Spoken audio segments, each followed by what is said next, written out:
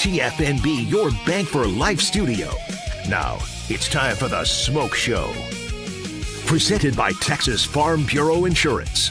We are Texas Farm Bureau Insurance, your insurance provider built by Texans for Texans. And we've been protecting families in our great state since 1952. TFNB, your Bank for Life, serving Central Texans since 1889. It's time for the Smoak Show on 365 Sports with David Craig and Craig Smoak. Yes, I am back to bring it from Utah with a great golf trip vacation with my buddies Pete Futris and John Proctor. Nice to be back. Nice to have a few days off, Craig, with Friday and Monday, and they did work in the studio, Rez, Garrett, among others, and we do appreciate them doing that. I have awesome pictures later on of the golf trip that I took up in St. George, Utah, the mountains of Utah, through Nevada, from Vegas, and at one point during that trip, you go from Nevada into Arizona, into, I think, back into Nevada and maybe Utah. It's kind of that little corner that we took, but the views are absolutely spectacular. How was your weekend?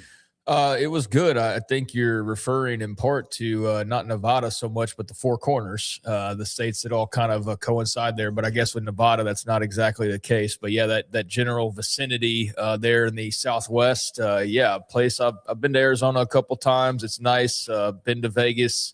Never been to Utah, but I've always heard really good things about the nature and everything out there having to do with the state of Utah. So, glad you got to have that experience. And I guess you're a little bit more enlightened on the Utes and the Cougars and kind of what they're dealing with on a day-to-day basis as far as the landscapes and everything go. And, I'm good. Glad to be back. Glad to have had a break. Don't think you realize when you're kind of – even though we're doing something as simple as talking college football on a daily basis, but you can still get in kind of a routine like any other job. And sometimes you need to just kind of snap out of it and like kind of unplug your brain from the day-to-day. And so it was very nice, extremely nice to just not really think about it for a couple days and to not be involved in the minutia of the Protect Sports Act or the College Sports Savior Act, and I'm butchering the names intentionally, really. But to not be like all in depth with that for a couple days and kind of let my brain reset was very much needed and a very nice kind of change of pace. So glad to be back and get back to talking about some of these things. Well, here's one picture, and I'm going to show later on because I got to tell you, I've been on golf trips. I've been to Cabo. I played at Torrey Pines in San Diego. I played in Arizona. I have played at Robert Trent Jones throughout the South and even Hot Springs Village, Arkansas, which is my favorite place I've ever played just because of the calmness up there and a few other places too. And then here's one view of this was Coral Canyon on the base of a mountain range. There are mountain ranges everywhere. The green lush that you see in the fairways, the light olive type green, and then the rough or the just outside the fairway that's got that dark green. That's a view, and it covers 2 to 3 holes. I'm going to show you more because the mountaintops and more were spectacular. It's absolutely spectacular. Pete, John, and I had an incredible time. And I got to tell you, I needed to decompress. Craig, you mentioned that too. We've got football coming around the corner, Big Ten Media Days going on now. And then also NFL training camps have started. So a lot of that coming right down the pipeline. Yeah, I'll say it's a little bittersweet seeing people arrive in Oxnard, California. Yeah, it was. For Cowboys camp. I mean, I loved going out to Oxnard, just north of LA, sleepy kind of beach town area, Oxnard, Ventura.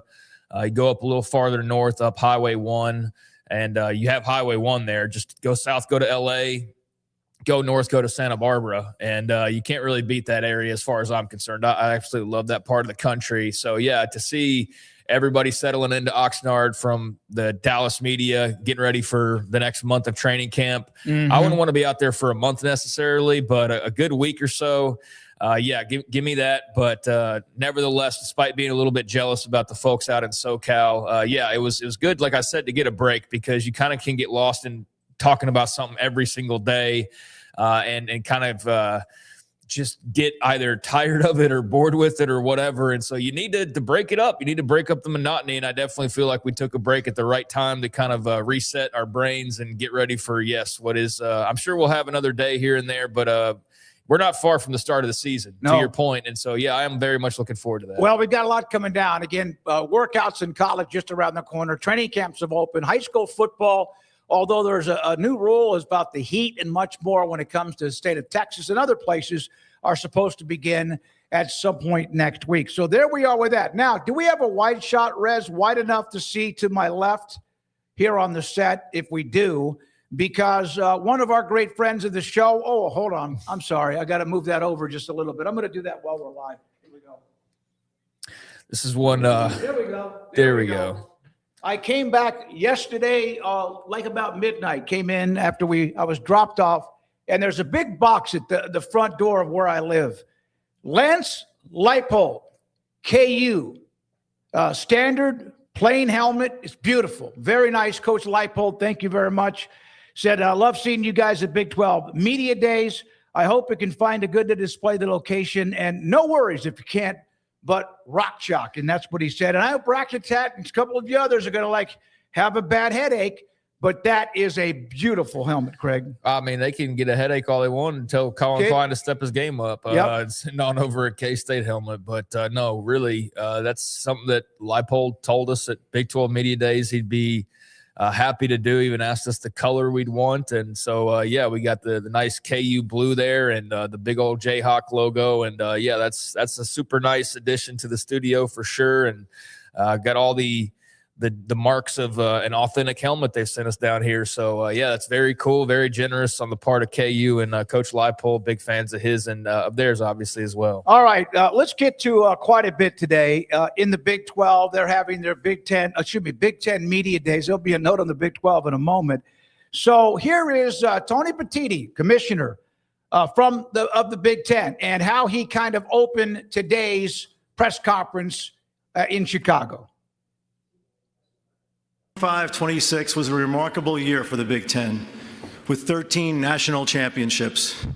We became the only conference to ever win national championships in football and men's and women's basketball with 3 different schools, Indiana, Michigan, UCLA, in the same year.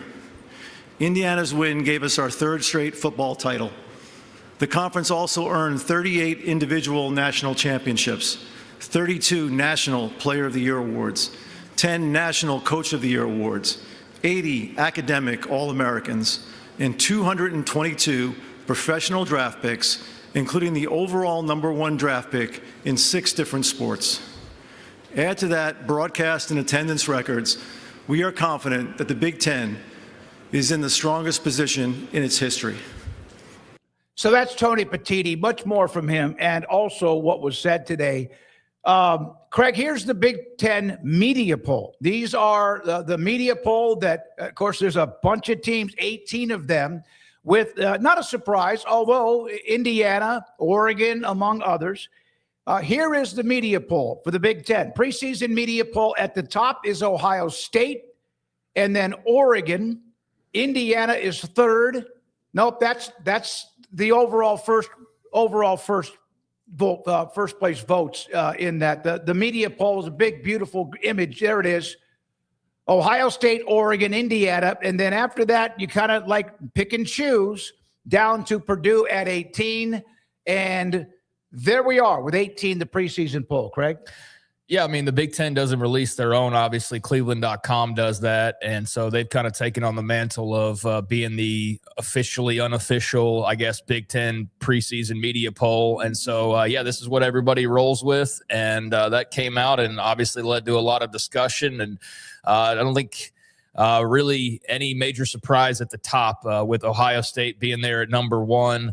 But, some of the positioning after that with Oregon and Indiana and what follows that. I mean, you could have had some conversation over the order of that, but I think Oregon's looking super strong. I think the big question with them is obviously their coordinators flipping over and changing, and how much of an effect that could have on what is otherwise a very talented team led by Dan Lanning there.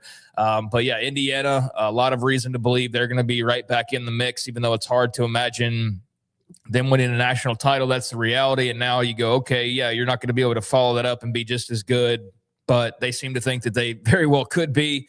A lot of promise for USC.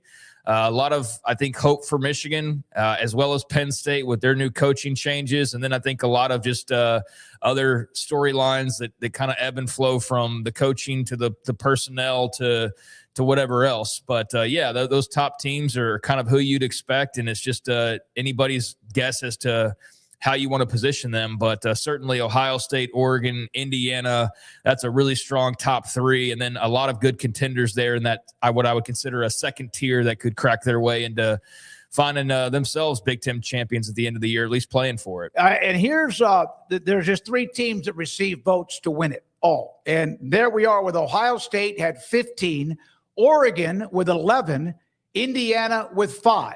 So of the votes, first place votes received in that poll, Ohio State with an edge over Oregon and Indiana, which won it all last year, is in third with 5 total first place votes. Yeah, Oregon's knocking on the door.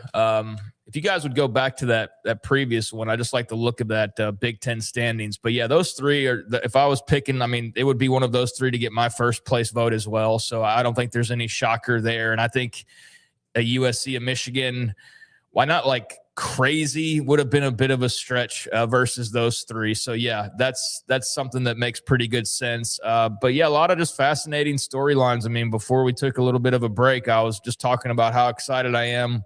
We were looking at the SEC with their media days and just all the various stories and just team by team, all the interesting things. And that holds true here as well. I mean, it holds true across the landscape, but I mean, look at that league now that you've had the realignment that seemingly has ruined a lot of things, but has certainly bolstered their top tier because you have a USC and an Oregon that are now firmly in the mix, and even just a little bit further down a Washington. So the Big Ten has certainly gained some ground, gained a lot of geography, but with these titles that Tony Petitti was showing off, we didn't get so much of a good look at it there when he was talking, but he had the 3 national titles sitting up there all shiny, and they've gained a lot of ground on the SEC these last couple of years. You see where that's percolating and becoming maybe the biggest topic in kind of college football in so many ways outside of the off the field stuff. And yeah, the league stands to be pretty interesting. I know people will argue, well, after you go to like 7 or 8, then,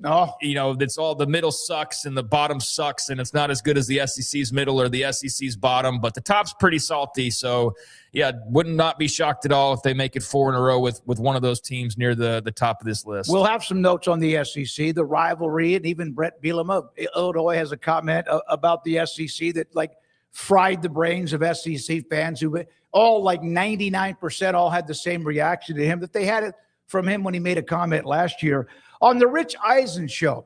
Michigan grad, hell of a broadcaster and sportscaster. He had former Utah and now current Michigan head coach Kyle Whittingham on his show. And here's part of that conversation. So what do you want to see done? If you could wave a wand. I know, you're a coach, yeah, but you clearly have been around this game for a long time, now multiple programs as the HC. You haven't coached an actual game here yet, but you've been exposed enough. So what do you want to see done if you could have your way? Just in college football in its entirety? Yes, sir. I think it's got to be an NFL minor league model where we have a salary cap. And, the players are employees. I think, as distasteful as some of that is, I don't think there's any other way that is better than that. And, right now it's out of control. I mean, we're going to have probably, a dozen teams in the next recruiting cycle with $50 million rosters. And there's such a disparity between the haves and the have-nots. And I think that the only way to get that evened out and level the playing field is to go ahead and pattern it after an NFL, like I said, a minor league NFL model and a super league, if you will, and you'll probably see 48 to 60 teams survive the cut and be on the right side of the line in the sand and proceed forward. So that's Kyle Whittingham, Craig Smoak, and David Craig. This is 365 Sports. And we've heard him. We had him on a handful of times when he's at Utah.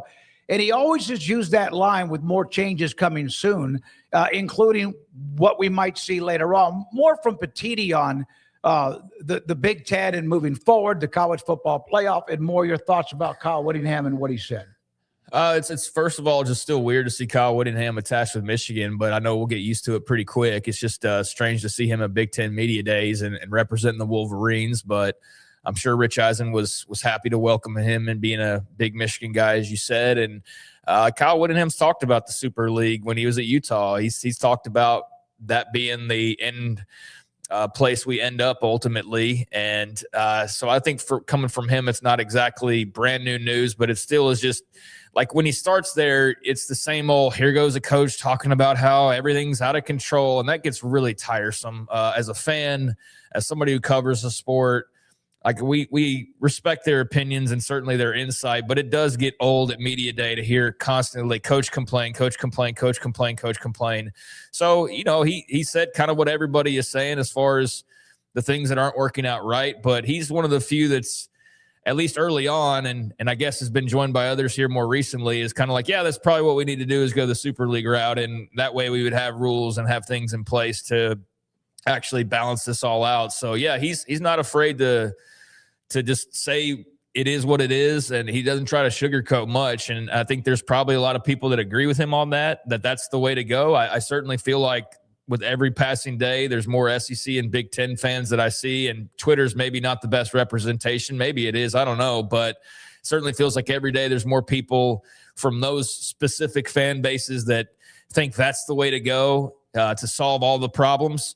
I don't know about the NFL minor league thing. I don't know if he said it in that clip or if it was a different one, but he basically said the best route would probably be to become like an NFL minor league in so many ways. And I'm not sure that's the best idea in the world. I think that's when you really, you really risk, I think, alienating some people that otherwise are college football fans. And next thing you know, you're NFL light. And I do think that would run off some people. Now, the big question when it comes to all these Super League talks or college football moving forward, a split, a breakaway, whatever, is, well, Auburn and Alabama still going to get 10 million viewers or whatever. Do you really need Iowa State fans to factor in? Are they going to make any difference there? 50,000 that would add to the total or not? I don't think like maybe in a game-by-game basis. I think that an SEC and a Big Ten matchup still going to get their typical fans. But I do think when it comes to some of the bigger games that, yeah, you could see a million or two people that suddenly just don't give a damn. And yet you're going to still be asking for more money and you're going to be chasing viewers. And I don't think alienating viewers is the way to get bigger TV deals and bigger audiences moving forward. So there are some pitfalls to it, but even though it's not the first time he's really said something along those lines, it's interesting to hear him say it again and to also have other people kind of saying the same thing. He had 48-60 as his number. Did you hear him say that? Yeah. I like to hear that because I think sometimes we get a little bit carried away. There's going to be like 24-30, which it might in the end. But he said 48-60 teams, which is about what you have right now in the Autonomy 4. You have 65, including Notre Dame. Without getting into the weeds and arguing over some minutia that doesn't really matter, my pushback on calling that a Super League is that I just don't think that's a Super League. I think that's the new Division I. That's what that is. It's not the Super League. It's the new Division I, and it's 48-60 teams as opposed to the exact number, which escapes me right now that we have at the moment. But sure, something along those lines, I could see that come into play, and there would be a fight for every raft available. I'm trying to think of what that looks like. I mean, obviously, everybody in the SEC would be involved. Everybody in the Big Ten would be involved.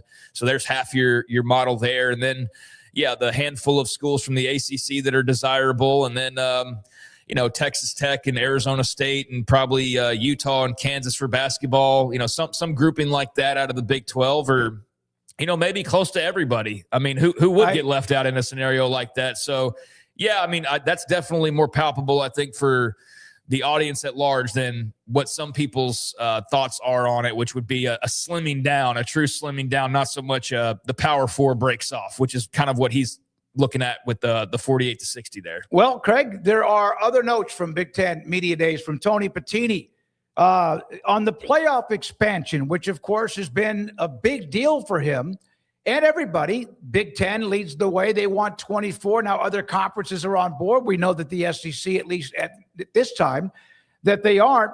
He said when someone asked him about the 24-team college football playoff expansion and that the SEC is against it, this is the quote from Tony Patini today. I've never heard SEC's Greg Sankey say he won't consider 24. We're not focused on automatic qualifiers. The committee will pick the field of 24. There's been a lot of movement among coaches around the country that 24 is the right number. Also, asked about the non-conference schedule. The Big Ten plays, and not all of them. In fact, a pretty good chunk of them did not play a Power 4 school in their non-conference. Petiti on that. If, in fact, the league will require a non-conference Power 4 opponent, our focus is seeing clarity on the playoff, Craig, and access to the playoff before we make that decision. In other words, let's see what the rules are and how it's set up, whether it's 12, 14, 16, or 24, and then we'll make a decision on moving forward, forcing everybody to play at least one Power 4 non-conference game. I think in light of SEC Media Days last week and the fact that some of the complaining was about the fact that they're going to play non-conference games, but they have no assurances it'll actually boost their resume at all, and they have a current disagreement with the committee, I think that's just the Big Ten being smarter with how they're handling this, not rushing to make a decision for the sake of appeasing Facebook groups or something like that, but instead doing what's best for the league. So, yeah, if you don't have any assurances that that's going to benefit you in any way, then why do it until you have those assurances? And it's something that the SEC obviously felt like they had, but didn't have actually in writing this. You'll get the benefit of the doubt because you've added this extra conference game. They sort of assumed if they did it, because they had been told if they did it, they would get this benefit of the doubt or this bonus point on the resume or what have you.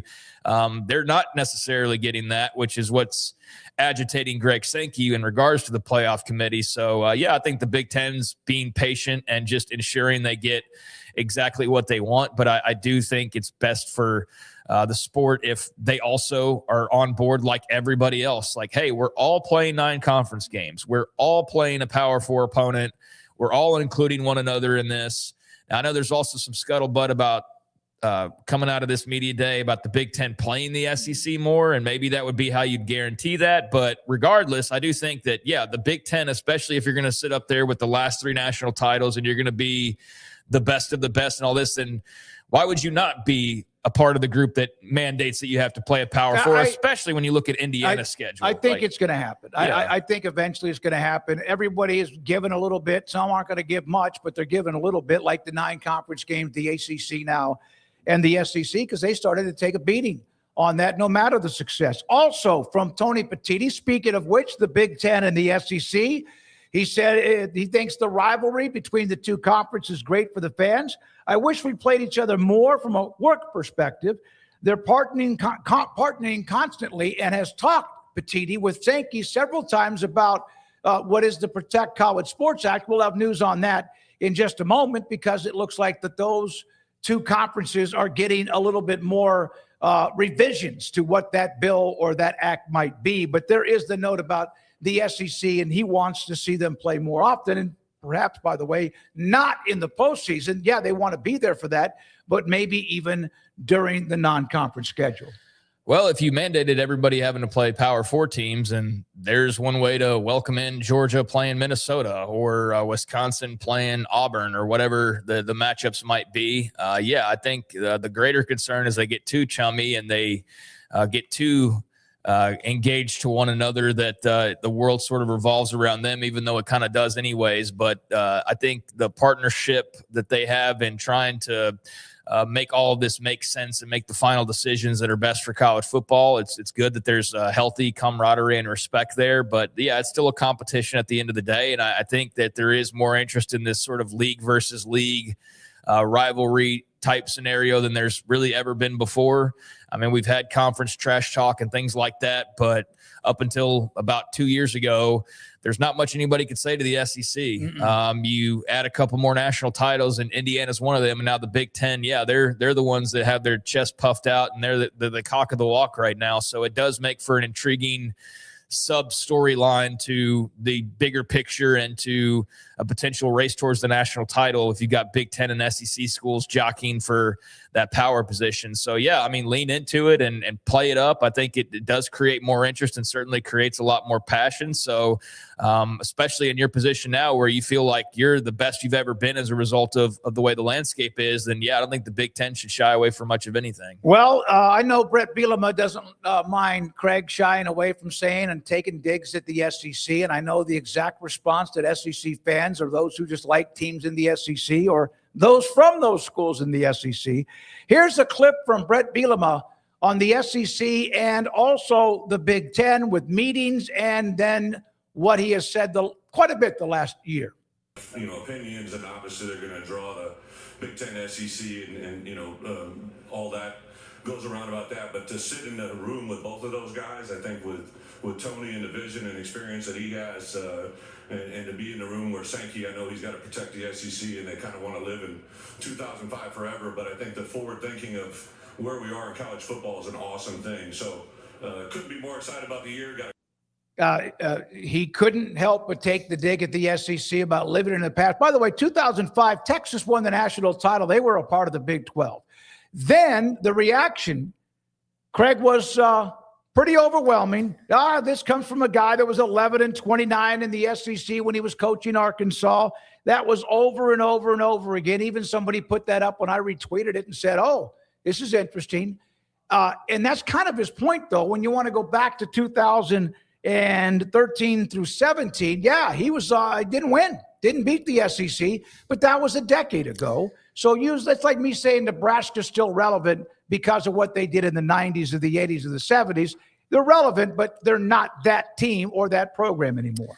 Yeah, but there's a part that you're missing here. And so Bielema, I know he's trolling and he's doing what he's done here as of late, loving to push those SEC buttons to get an easy reaction out of it. And I enjoy that somebody's able to do that and willing to do that and not just like bow at the altar or anything along those lines. And yeah, he knows the league very well because he coached there for a good long while and has a lot of experience. And I do think a lot of it on his part is just poking the bear. I think that's a majority of what this is. But where he gets it all wrong is going to 2005, and not because Texas was in the Big 12, because where he gets it wrong is that in 06, Florida won it, and in 07, LSU won it, and in 08, Florida won it. I was bringing up, he brought up 05, and I mentioned that Texas was in the Big 12. But, yeah, I know they won a slew of titles after that. So since 05, well, okay, and then in 06, and in 07, and in 08, and in 09, and in 2010, and in 2011, and in 2012, and in 2015, and in 2017, and in 2019, and in 2020, 21, 22. I mean, what do you, I mean? No, I mean, you're right. I mean, they won like basically 90% of the national titles. I know, but like that's the thing is, yeah, 2005. The year, yeah, I know. The year he brought up was just him throwing some year out. It could have been 2009, but again, it would have been right in the middle of when the SEC took over college football. Right, but I mean, living in 2005, or how about living in all the way back to 2022? Because that's really when the run ended. So I get that Bert's trying to be the troll and everything, and everybody gets their rocks off when people take shots at the SEC. I'm more of in the middle, like with everything else, right? Where I appreciate that people are willing to lob grenades their way because they're deserved in some cases. And yeah, like talk your talk and walk your walk. I just think that like when you go back to 05, it's like, all right, now you're changing history to where you're not even close to being accurate because you got to add like another decade plus of championships by a handful of different teams that league was winning. So let's not act like it's been 20 years and the SEC still acting like they are the king of college football. It's like, no, up until 3 years ago, they were the kings of college football. Undeniably, they had won several titles in a row, and outside of Clemson, they had won like 18 of 20 titles or something insanely ridiculous as far as Ohio State had jumped in there a time or two, Clemson obviously, but beyond that, they had won all of the titles. They won, yeah, Florida State won 1 year. But no, for the most part, if you were to say how many did they win the last 20 years until the Big Ten won 3 in a row, I would say 15. Yeah, like 15 of them. So like that's not nothing. I mean, what are we talking about? So 3 in a row is great. Do it like times 2 and then have somebody interrupt that and then do it again. And then you're close to what they've done. So that's why that attitude is what it is. But I do appreciate where he's coming from. And again, I know he's mostly trolling here, and the reaction, he probably intentionally said 2005, but that's the part that just threw me off because it's like, man, let's let's take shots and let's have fun with this, but let's also be realistic about what we're talking about here. And so, yeah, it's not been a 20-year drought. It's been 3. But, again, this is just more fodder and more fun to throw onto this budding conference rivalry that's taking shape in front of us here. 13 SEC titles, and others have 7 after, of course, the Big Ten winning the last 3. So then there was the SEC breakaway comment. You heard Kyle Whittingham bring that up. We heard that the SEC multiple times. Petiti asked again about the comments made last week in the SEC media days. He said, there's a difference in creating league-based rules and never playing one another. If there was a different model, he said, Big Ten would still regularly play other leagues. In other words, they would still play the ACC or the Big 12 or the SEC or more, if in fact there are different type of rules governing each of those specific conferences. Yeah, Now, so we'll see what happens with the protect college sports. And I'm getting them confused already again, but whatever happens with this deadline now, that's for tomorrow. I think he and Sankey have both kind of clarified their stances, and they're not saying that a breakaway means that they're starting their own league. It just means they would police themselves. That's just another version of kind of the same quote that's been floating around coming out of those 2 leagues. And so that's reassuring for people who are worried about a breakaway or them taking their ball and going home, is that no, they'd still play other teams, but it would be on their terms most of the time. And so we'd have to see what that actually looks like to really have a better understanding. But it's better than hearing like, yeah, we're going to leave and we're not going to play anybody. The breakaway is about rules and governance away from the NCAA. And I think sometimes people immediately think of Super League, and I get that, but it's not. And even Sankey or now Petiti or anyone else has brought it up, has made that comment at some point. Maybe that will lead to a Super League. By the way, this Protect College Sports Act, I tell you what, I didn't even think much about it the whole time I was on vacation. It was one of the best times I've ever just logged off of anything work. But there is something simmering. Earlier today, Ross Dellinger reported that the Big Ten and the SEC received language and revisions in the Protect College Sports Act as this thing's going up against the clock, the deadline, which does include the new retention pool. It dropped from 25 to 20 million. That's the amount of money schools can spend on retaining, not the salary cap, retaining athletes, and also on top of the 21.3 revenue cap. Here are some of the revisions. There it is. Schools can receive 20 plus million retention exception plus 5 million for women's sports. Super League provision, revenue threshold. Remember, it was like at 900 million or $1 billion, lowered to 700 million. Guess what? That brings the ACC and the Big 12 into the mix. So all 4 Power 4 conferences are now under that when it comes to expansion. Private equity, new conference loophole. Entities cannot acquire school assets or media rights to create a new conference. Covered conferences may expand by adding non-covered schools up to 19 total members. Remember, the Big Ten is at 18. Pre-enrollment inducements. Prospects cannot be compensated before they enroll, with limited exceptions. Then the media pooling, which is a big deal. Participation is entirely voluntary. Schools and conferences cannot be forced to join any kind of media pooling. And why would you if you were getting a lot of the money and nobody else was getting that kind of money? And then rivalry scheduling obligations do not apply to institutions outside of the covered entity.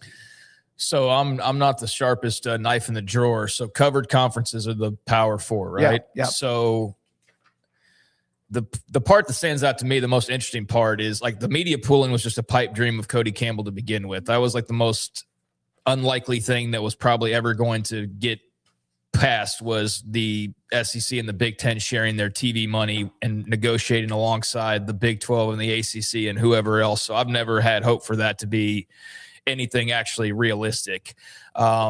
They obviously all hate the idea of super leagues when it comes to them not being in control of it. I think that's been made pretty clear that they just don't want like some bank and some like Saudi prince to come in and like start a new league like Live Golf. Like they all seem to be pretty opposed to that type of an idea. So they're blocking that off as much as possible.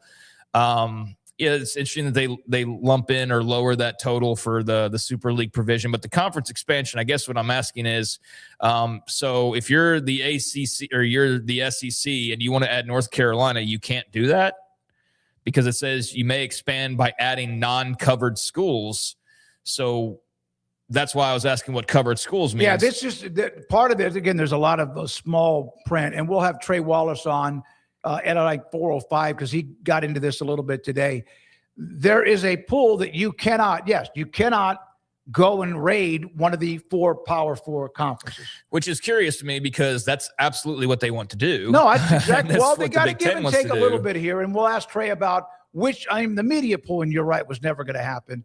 But that will be interesting if, in fact, someone wants to leave another conference. Does that then all bets are off, or they still couldn't go to another conference if invited? Yeah, I mean, that's the part I'm most curious about. So we'll get Trey's thoughts, I guess, on what that means. But yeah, that would be obviously very interesting. So I'm assuming I must be misunderstanding the language there, or there's some caveat that, well, in 2 years you can take whatever you want. But yeah, the way I read that there is, well, I don't know why the SEC or the Big Ten would be for that provision because it's against everything that they would like to try to do here in the next few years. So, yeah, I look forward to some clarity on that. But the rest of it seems to make pretty simple sense. Here's the thing. Those provisions, revisions, or whatever you want, addendums, amendments to it all are from the SEC and the Big Ten trying to see if they could find at least somewhere where it's not like drawing a line in the sand. In fact, Petiti said earlier today he talked to Sankey 5 times. That was like 3 hours ago on, in fact, the Save College Act. Also, there's a deadline, as you mentioned a minute ago, Craig, a deadline tomorrow, serving as the final chance of the SEC and the Big Ten to change their position before the bill moves to the U.S. Senate floor. Also, they have received those revisions. They've had them since earlier this morning, and now that is under discussion and might be throughout the rest of the day. Oh, well, I will not hold my breath on that getting done because we've heard these various updates 50,000 times. I think it's been like little tiny cuts, little tiny like pennies here and there, nickels. And although the Big Ten and the SEC have put bigger type of fish to fry in what they want changed. And then finally, this other note on college sports. Michael Lombardi is on administrative leave at the University of North Carolina. I don't know how much you've read into this, and North Carolina might have some other issues when it comes to how the College Sports Commission is looking at them. Bruce Feldman, who seems about as much of a gentleman as anyone I've met in sports media, said in a quote on a podcast, Michael Lombardi, should be getting his paycheck with a ski mask on. That's a quote from somebody, huh? I don't think, is that from him? Yes. Are you sure it's from Bruce saying that? Yes. Okay. Well, I don't know. Yeah. I mean, that's an interesting comment for him to make. And I don't think it's really far off base. I believe that North Carolina has pretty much been the butt of the joke of college football now for going on a year. I know at first the prospects of landing a legendary coach like Bill Belichick seemed like a real coup, even though there's plenty of side-eye in it at the beginning because of the lack of experience and things like that in the college game. But, I mean, still, like when everybody's trying to go out there and make a big splash and trying to get attention on their program, trying to position themselves to be in the best shape imaginable, especially North Carolina, trying to be one of those teams to jump to the SEC or to the Big Ten here pretty soon. Yeah, going to get Belichick was a big deal, but there's just been warts and holes and all sorts of marks on this thing the entire time since its inception, since this ball got rolling. And so now you have this latest chapter, and yeah, the College Sports Commission is looking into them, which I don't know how much teeth they actually have, but certainly just in general, having to suspend him in-house for whatever it is that he's alleged to have done after all the kind of missteps and sort of embarrassing things along the way. If I was a North Carolina fan, I'd be at my wits' end and just so ready for this whole Belichick thing to be over with. It was Bruce Feldman. He also added he is without question the worst general manager in college sports. He should be getting his paycheck with a ski mask on. I'm sorry. This is such a staggering amount of ineptitude in the job he's had and been doing for Bill Belichick. It's the arrogance. It's the abrasiveness. There's a lot of qualities that have rubbed people the wrong way for a long time.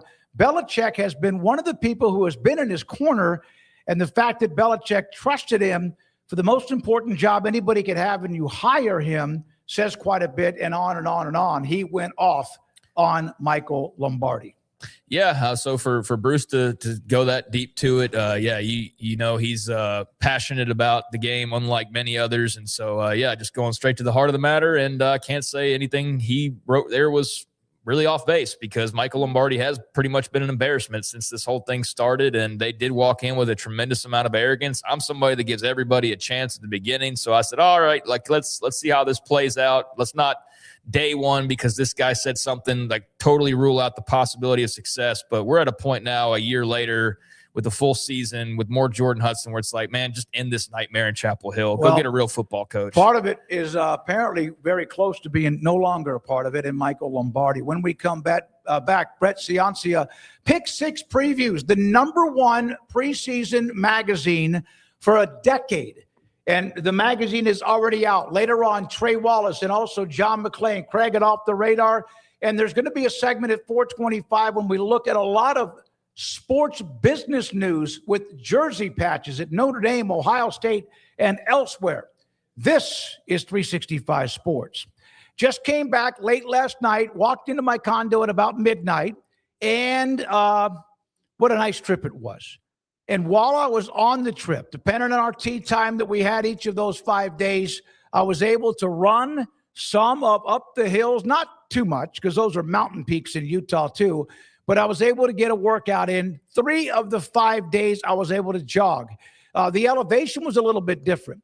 And I bring this up because I've been on trips. I've been covering Super Bowls and NCAA championships and much more, media days, but I wasn't running when I was on those trips the last 5 years. I was able to do that up in St. George, Utah, because QC Kinetics, 1, free consultation if you are a possible patient. If you are someone who's hurting so much, you wake up and there's something that is already aggravating you, a pulling, tugging, painful, not sore, but something more than that, because that's what my hip was. It was more than sore. It hurt and it bothered me from the time I woke up every day. QC Kinetics uses regenerative treatments done from right there in their offices, both in Dallas and Houston. Plasma, platelets, stem cells from the inside your own blood and your own body, and then putting it back inside wherever you hurt. Shoulder, hip, back, knee, wherever it is, elbows, wrist, the joint pain takes care of it. I had my first treatment in September, and I have been feeling really good now since the end of last year, if not before that as well. And I've done all the kick the can down the road injections, steroid injections, and much more. It just was not working. If that is you, the bullseye right on your pain, QC Kinetics with locations, here are the numbers in both Dallas and Houston. Thank you, Rez. 972-972-8610, 713-913-5285. Those are multiple locations in both Dallas and Houston for you to contact. Free consultation. Let them tell you what they do. And if you're at your wit's end or not, and you just want to feel better like I have now for months, QCkinetics.com. Green Texas weather calls for Ray Broker, your Lennox Premier dealer. Sign up for our year-round comfort plan and keep your home the perfect temperature no matter what the forecast is. Call or visit raybroker.com now. Ray Broker, your air conditioning and heating specialist. Make this the summer event at Allen Samuels in Waco. Get behind the wheel of an iconic new Dodge Charger RT and score $5,000 in savings. First responders and military members get an extra $500 bonus. Allen Samuels Dodge. Come by, let's be friends. Serving Central Texas since 1889, TFNB, your bank for life, takes pride in being more than a bank.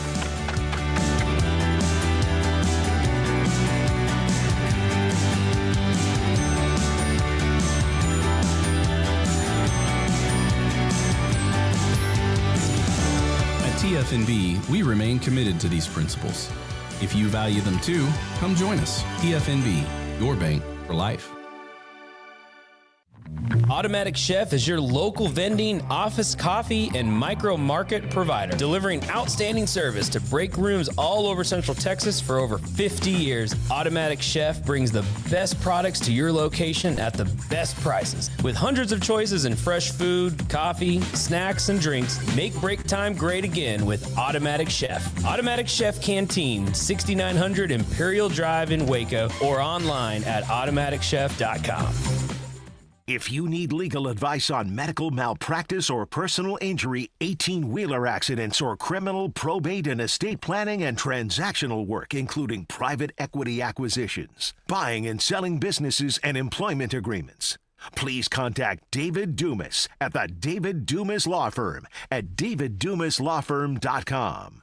This 3 o'clock hour is brought to you by QC Kinetics. Feel better, move better, live better with regenerative medicine using your body's own healing abilities for natural pain relief. No surgery, no drugs, no downtime. With locations in Dallas and Houston at QCkinetics.com. It's time for the Smoak Show on 365 Sports with Craig Smoak and David Smoak. Brett Ciancia, Pick Six Previews. It has been rated as the #1 preview magazine now for over a decade. It is out. You can find it. You can look it up. You can order online. We're going to give you that information in just a moment. Brett Ciancia, owner of Pick Six Previews, joins me on 365 Sports. Brett, great to have you with us. I probably ask you this every time we've had you on at this time of the year.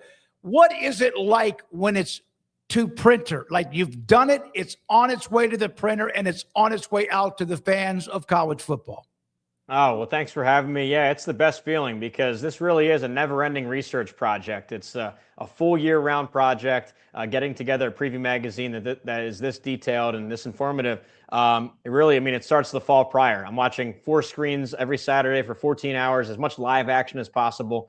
And then you got Sunday and Monday to catch up on what you missed, look at condensed highlights, and then put together my Pick Six Plus weekly package that I send out, all the stats and information and picks for the week. But anyway, once January hits, then it becomes time for the next preview magazine. I'm looking at my advanced stats. I'm talking to head coaches and coordinators, talking to local media, spring games if they have them, literally everything you could find. So it is a full year-long process. So, yeah, you're right. When I finally hit that send button and publish it and send it over to the printing press, it really becomes real. The season is here. It's the best time of year. We get to now talk about the predictions, talk about the teams, and break it all down. So I'm excited to be on, and it is the best time of year here.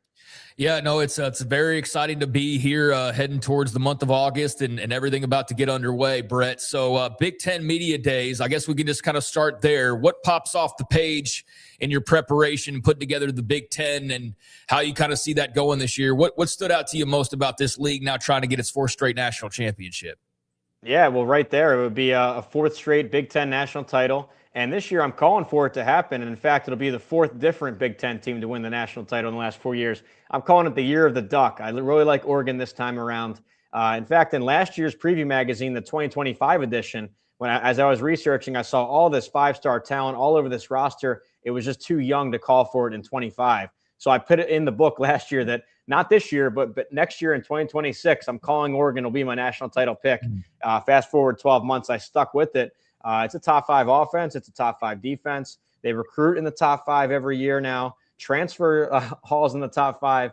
They got Dante Moore to come back from the pros. I really like this team. And that's the key storyline is, can it be 4 straight for the conference? I think it will be. On a bigger scale, how many bids will the conference get? Last year, you think of it, the SEC had 5 and the Big Ten only got 3. I think with the SEC adding a 9th conference game against each other, you're going to have a lot more, instead of 10-2, a lot more 9-3 and 8-4 resumes over there. So I think it'll be a split. 4 Big Ten, 4 SEC would mean Oregon, Ohio State. I've got Indiana, and I've got USC as the 4th team into the bracket. So that's where I've got it here in the preseason, but a ton of storylines to hit on. Brett, back to Oregon for a second. I always seem, maybe it's from the dash of when they first launched, 20-plus years ago, when you started to see what they were doing. But their defense doesn't seem to get enough credit. They're really good. They shut out Tech, of course, in the playoff game. Is it still a team that people look at the offense, the glitz and glamour, not enough on the other side of the football? I think so. It's hard to shake such an old reputation because that's what really made them into a national name during the Chip Kelly years, even some Mike Bellotti before that. It was that hyper tempo offense, that the speed on the outsides, and all those great athletes. But really, once Mario Cristobal took over at Oregon, last head coach, and Dan Lanning continued it, both these guys made the emphasis on the lines of scrimmage. They brought in 5-star guys on the O line, the D line. Cristobal built the O-line, and of course, Lanning is a defensive guy. He's built this nasty front seven, and they built it from the inside out. Everything else followed from there, and now you've got literally 5 stars at every position group. So gone are the days where this was like a top 20 recruiter and they just had a flashy offense, a gadget offense. It's like serious top 5 recruiting, top 5 NFL draft pick caliber players at every position group. So it's the real deal, and they've really they're ready to break through. I know we've had some close calls with Oregon in the past, but I think this is the year they finally get it done. Brett, we talk a lot of Big 12 on this show, so I'm pretty interested in the 2 new Big 12 coaches turned Big 10 head coaches there with Matt Campbell and Happy Valley, and also Kyle Whittingham now up there at Michigan. Which one of those guys are you more positive about in their first foray, first year at their new schools? I'm slightly higher on Michigan this year. I like where they're starting at better than where Penn State's starting at. And with Kyle Whittingham, I love his coordinator he's bringing with him with Coach Beck. Really helped turn around a poor Utah offense in 23-24 to an elite offense last year in 25. So I like that. He brought a lot of his Utah star players with him too. The nation's sack leader with John Daly Henry coming over. Smith Stoden, their nickelback coming over, a couple tight ends, receivers, a lot coming to supplement already a solid roster at Michigan. And I think it's a perfect hire in terms of culture and style of play, because Michigan's best teams over the years were your smash mouth, big O-line, run the ball, stop the run. And that is literally what Utah has done for 20 years with Kyle Whittingham. So I like that pairing really well. Now with Matt Campbell, he's bringing the whole Iowa State program with him. It's the biggest Power 4 to Power 4 exodus I've ever seen. You got 15 starters off the Iowa State team all lining up for Penn State now. So we'll see how that major transition works for him. He gets a good schedule to do so. They avoid the top 3 teams in the conference. No Ohio State, no Oregon, no Indiana. So it's very, very favorable to get the 9 or 10 wins, despite maybe a less talented roster. Lincoln Riley, the first year they had Caleb Williams, and they were pretty good. But since that time, I think, Brett, it's fair to say it's been disappointment. Sometimes it was on the defense. A lot of times it was on the defense. Now you have Gary Patterson and yet another year. How much does he need to be more than just on the edge of being in the conversation to make the playoff? Yeah, well, I think that this is time to be playoff or bust, really. I think that's USC's mindset because they just signed the #1 recruiting class in the whole country from the high school ranks. And these are 5-star kids, especially they stacked that defensive line. Now, it's going to be young, but it's super talented in the trenches. They also added a couple starters on the line from Michigan State, from Penn State. So you have some veteran transfers to mix with these true freshman 5-star kids. I trust Gary Patterson, though. Remember, Mr. TCU, he built all those great defenses in the Big 12 and the Mountain West days. And he was quoted this spring saying he's never seen bodies this big on his defensive line. So I like those kind of quotes. Coaches don't just say those kind of things. So I like that. I think finally you have a top 25 defense to pair with the Lincoln Riley offense, which we know how that's going to look every year. So, playoff or bust for USC. I've got them as my last team into the bracket here at number 12 in the country. Brett, who did you like out of the SEC? I mean, there's such an interesting kind of logjam of these top brands and new coaches as well to try and reinvigorate a Florida and an Auburn, but a lot of people high on Texas. Alabama, like not as unbeatable as they once were, which makes them kind of an interesting wild card. Oklahoma with the big steps. I mean, it's a every league's got their fascinating storylines, but how badly do you think this league needs a national title based on the rhetoric, and who do you think's most likely to get that done for them? Oh yeah, they definitely need one after 3 years without it. I would say this: I think the Big Ten has the best national champion contenders with Oregon and Ohio State, but I think the SEC has the most number of playoff contenders. I could talk 8 different teams into being playoff caliber this year, but Georgia's my pick to win it. I know that's kind of chalk at the top. They're the defending champs. They bring 14 starters back. It's one of those elite Kirby Smart defenses again. Gunnar Stockton's back at quarterback, and an easy schedule draw within the SEC. So they're the pick, but I'll go a little bit deeper here. I like Ole Miss to make it back to the bracket. And if you look at the Vegas, the markets over there, the betting markets, they're plus money to do so. So it's kind of a risky take. I like them to get back, and here's why. Some of the questions you normally have with a coaching transition, they've answered them both. One being, all right, you lose Lane Kiffin's great scheme. They go hire John David Baker. He's a Kiffin assistant, and he's going to keep it 90% the same scheme. So I like that. Going to see Trinidad Chambliss again in a scheme that we've seen him in, and really razzled and dazzled there in the playoff.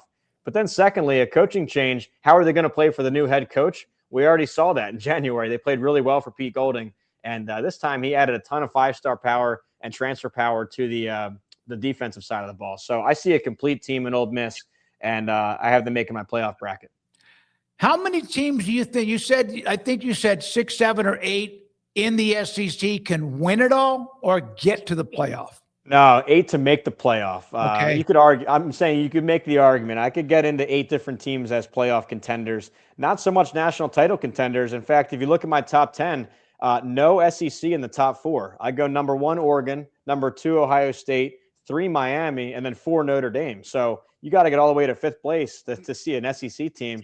And I'll tell you what, Alabama, I've never seen so many questions from an Alabama team. I've been doing this 15 years. That goes back to 2012. That was the Nick Saban dynasty. And, for 10, 15 years since, this is the most questions I've ever seen. They couldn't run the ball. They couldn't stop the run last year. I think they got worse at both spots. Lost some star players at receiver, the defensive line. It used to be that Alabama would steal other people's best players. They lost some of their starters to the portal. So I got questions with Alabama. I do not see them returning to the bracket. I've got them down at 8th in the SEC. ACC wise, I'm just trying to check all of our boxes here while we have you, Brett. I know you're a busy man. Miami, not the champion last year, but the team that went and played for a national title. What competition do they have in the league this year? Is Florida State going to take a step forward? Is Duke going to hang around? Like, how do you view that league and its sort of various ins and outs this year? Yeah, well, it's a tough deal with Florida State because I think they got worse on their starting lineup this year. Even if you want to argue they got better on their starting lineup, the schedule's impossible. They draw the top 6 teams in the conference. Nobody else has that. And they have to play Alabama and Florida in the non-conference. So I don't see them making a bowl game. It's going to be tough for Florida State this year. To compete against Miami in the ACC title game, it's really a debate between Louisville and SMU. I'm going Louisville. I really like both sides of the ball here. Coach Brom has a great track record developing quarterbacks. He's got a big one this time around, a dual threat guy, Lincoln Kienholz, guy who barely lost to Julian Say in last fall camp at Ohio State in their battle. So a little bit different quarterback-wise, but you trust a guy like Coach Brom. And then their pass rush is nasty. Probably number 2 in the conference besides Miami. So I like Louisville to finally break through, get back to the ACC title game. SMU was close. I love Kevin Jennings. I think Rhett Lashley is really sharp, one of the best coaches in America. But they lose 9 starters on defense, 7 all-ACC defenders gone. So too much lost on defense for me. Brett Cianci, again, Pick 6 Previews, a phenomenal magazine with all the ins and outs you could imagine. We've hit the Big Ten. We've hit the SEC and the ACC, and now the Big 12. Tech is a heavy favorite. BYU's knocking on the door, and maybe there's somebody else like Arizona State a couple of years ago. Your thoughts about legitimate teams that can get in the playoff? Is it 1 or is it 2? And is there any chance it's more than that? Well, it really comes down to what you think will happen in that conference title game. It reminds me of in March Madness when you have those conference tournaments going, and if the underdog pulls an upset in the championship game, they get the auto bid. They call them bid stealers or bid thieves. In a way, that's kind of what would have to happen here because I think Texas Tech is going to run the table 12-0, maybe 11-1 at the worst. So they're going to be sitting there strong enough to be an at-large if they lose in the Big 12 title game. Say they lose to a BYU or a Utah or a TCU or a Houston. Like, that's the only way I could see a scenario where you get 2. Texas Tech, to me, is really head and shoulders against the rest of the conference right now. Again, I was surprised to see out of Big 12 media days, the coaches actually picked BYU to win the conference. And, no knock on BYU. They're strong too. But I think that might have been some off-the-field politicking going on after what happened with Texas Tech this offseason. So I don't see any way you can't pick Tech to be the team. If you look at transfer portal, they signed 20 4-star transfers the last 2 cycles combined, 20. The average Big 12 team has signed 2. So 20-2. I know sometimes those ratings aren't accurate, but that's strength in numbers right there. That's 20 legit prospects coming in. They're number 1 again in the conference and NFL draft pick projections. So I like Tech to run the table. BYU, you love their toughness. Utah, I mean, I think they're still Utah despite the coaching change. But from there, yeah, it's wide open to see if there's any dark horses. But I like Texas Tech to win it. So, Brett, I mean, you obviously know ball. Your magazine is great, and look forward to continuing to check that out. For all the hand wringing, it's the transfer portal, this and the salary cap, that just on the field though, man. I know every year we kind of do this, I can't, but there's just some fascinating stuff going on this year with all of the changes across, whether head coaching jobs or quarterback jobs or coordinators or whatever, and just. I don't know, realignment's kind of been muddled in some ways, but it also makes for an interesting situation in the Big Ten with an Oregon or Oklahoma, Texas in the SEC and so on. I just cannot wait for this year, dude. It's just there's so many questions, but there's so many fascinating avenues we're potentially going to travel down this season. Yeah, absolutely. And that's why I love doing the preview magazine. It's really about football in this magazine. I get asked on other shows, what do you think about the new Congress Act, or what do you think about this jersey patch? And those are interesting topics too. It's just not my wheelhouse. I'm X's and O's. I'm, player personnel, talking to head coaches. I only can talk about football here. So if you want to get up to speed for the season and really learn about your team, your opponents on the field, the real stuff, that's why you get a magazine like this. There are other experts that can talk those other topics. It's not me. I just can't wait to kick this thing off. It's going to be a special year.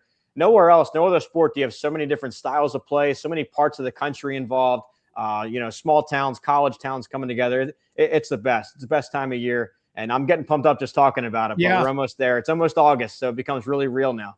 And what you said as well about the Save or Protect College Act, there's some news on that. Yeah, we get to that in certain parts, but this is great to discuss the talent and what teams can do. We did not bring up Notre Dame because they're not a part of a conference, even though they have that relationship with the ACC. They play BYU, which would be a huge win for BYU, who didn't get to play them in a bowl game. Is there a team in Europe, and I guess I know Notre Dame, you have them very, very high. Is there a team that is outside the so-called it factor that you think can be perhaps a dark horse, maybe Indiana from 2 years ago type of a program, in your opinion? Yeah, a team that no one's talking about in this kind of national title or playoff discussion is Tennessee. And when I was going through the research process, I really started to catch my eye because it was checking off all the boxes, all the questions I would have on a team. They averaged 40 points a game last year on offense, one of the best in the country. Bring back 8 starters off that offense.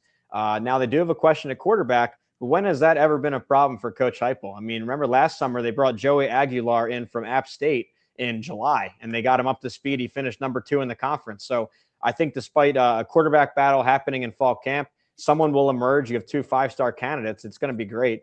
And then you have the offense. But then on defense, they hired Jim Knowles, one of the best defensive minds in the country.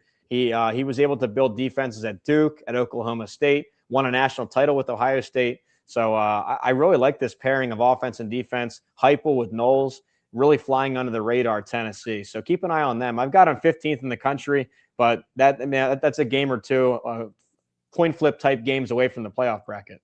Who is more likely, and thanks for your time, Brett, as always, to possibly move up a notch or 3? 2 teams that are right there stuck in the mud with Wisconsin and Luke Fickell, who needs to win, and Matt Rule at Nebraska, who stayed there longer than he usually stays anywhere. Yeah, well, with Matt Rule in Nebraska, it was all the talk about year 3. Year 3, Matt Rule. That's where the program surges and breaks through. You saw it everywhere he's been. Not so much here. It didn't happen last year at Nebraska. There was no breakthrough. The offensive line got worse. They were allowing so many sacks. Defense gave up more yards than the year prior. So I have a lot of questions with Nebraska. They lost their star quarterback to the portal. Now, I do think they brought in a winner with Calandria, a different kind of quarterback, but too many questions there. With Wisconsin, meanwhile, they've struggled worse than Nebraska the last couple of years, but a couple things are reversing in their favor. Finally, they have a quarterback, knock on wood here, but it's been 3 straight years their starter has been knocked out in September to injury, their starting quarterback. I think finally, should he stay healthy, you've got a good one with Colton Joseph coming in from Old Dominion, a dual threat guy. His athleticism will cover some other roster holes there. And then the last bit is schedule. Wisconsin, for whatever reason, they were drawing the worst schedule every year, the toughest gauntlet.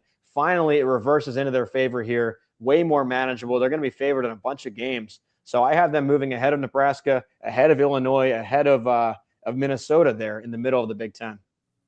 Thank you, Brett. Tell everybody, if they don't see it, find it, look at it, and we'll put the link up as well where they can find your magazine, just in case they don't know.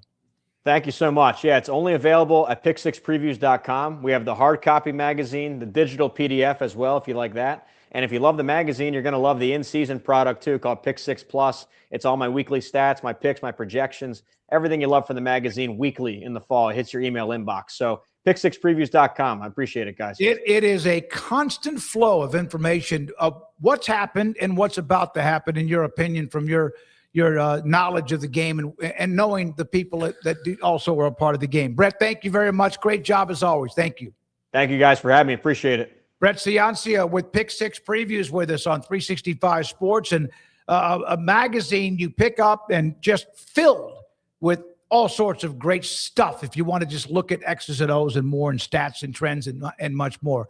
Rez, do we have them? We do. Trey Wallace, national senior college football writer for Fox, also with Outkick as well, joins us. He's been a busy man with media days. And Trey, good to see you again. Good to see you again. It's good to be on, guys. It hadn't stopped since 6 o'clock this morning, and probably really hasn't stopped in about 7 months. So it's good to be on with you guys. So let's get to today, the Big Ten Media Days. You were at the SEC Media Days, and obviously they're a little bit sensitive because of the national title, but still very, very proud of who they are, and they'll tell you that. Anything with the Big Ten today that was said besides Brett Bielema taking his typical little shot at the SEC that came out from your perspective? That's Brett being Brett.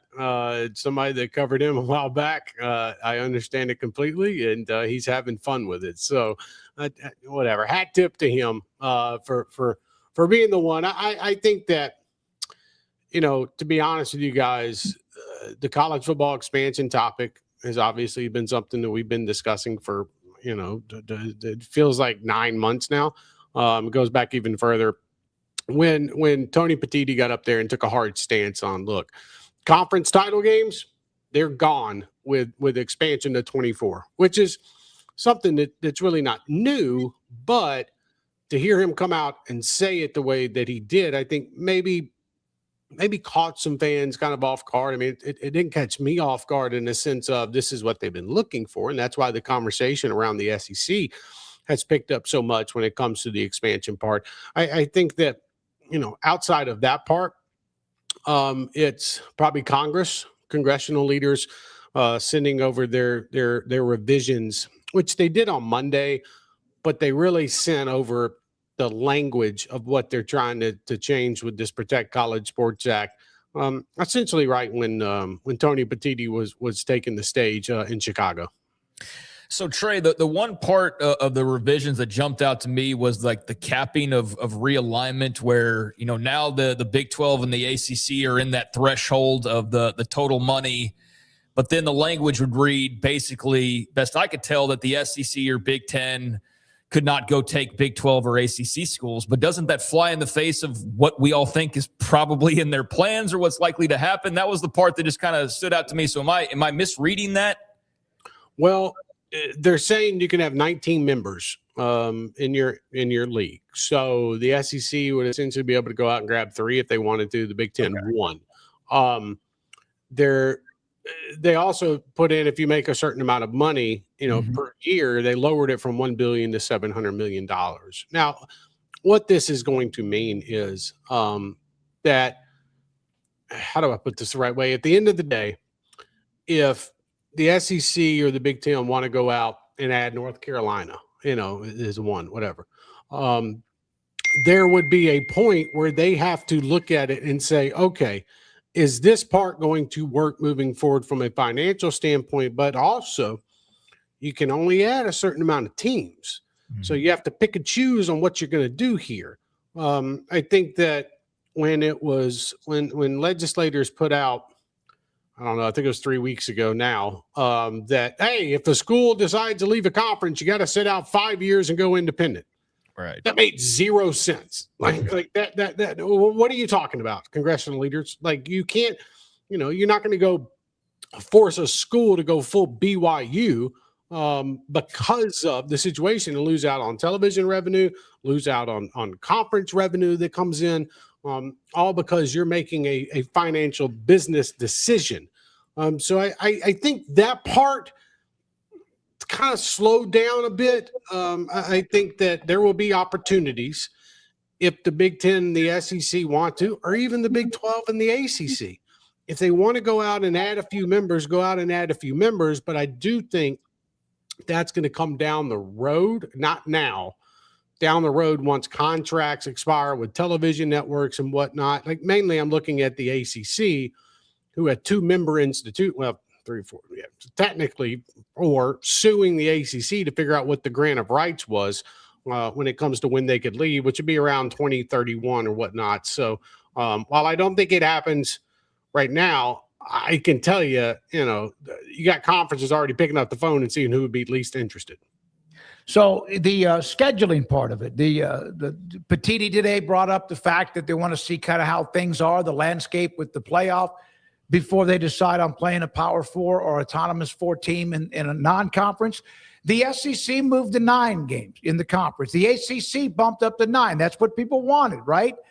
And yet the SEC is not so sure the College Football Playoff Committee understands what they're doing there.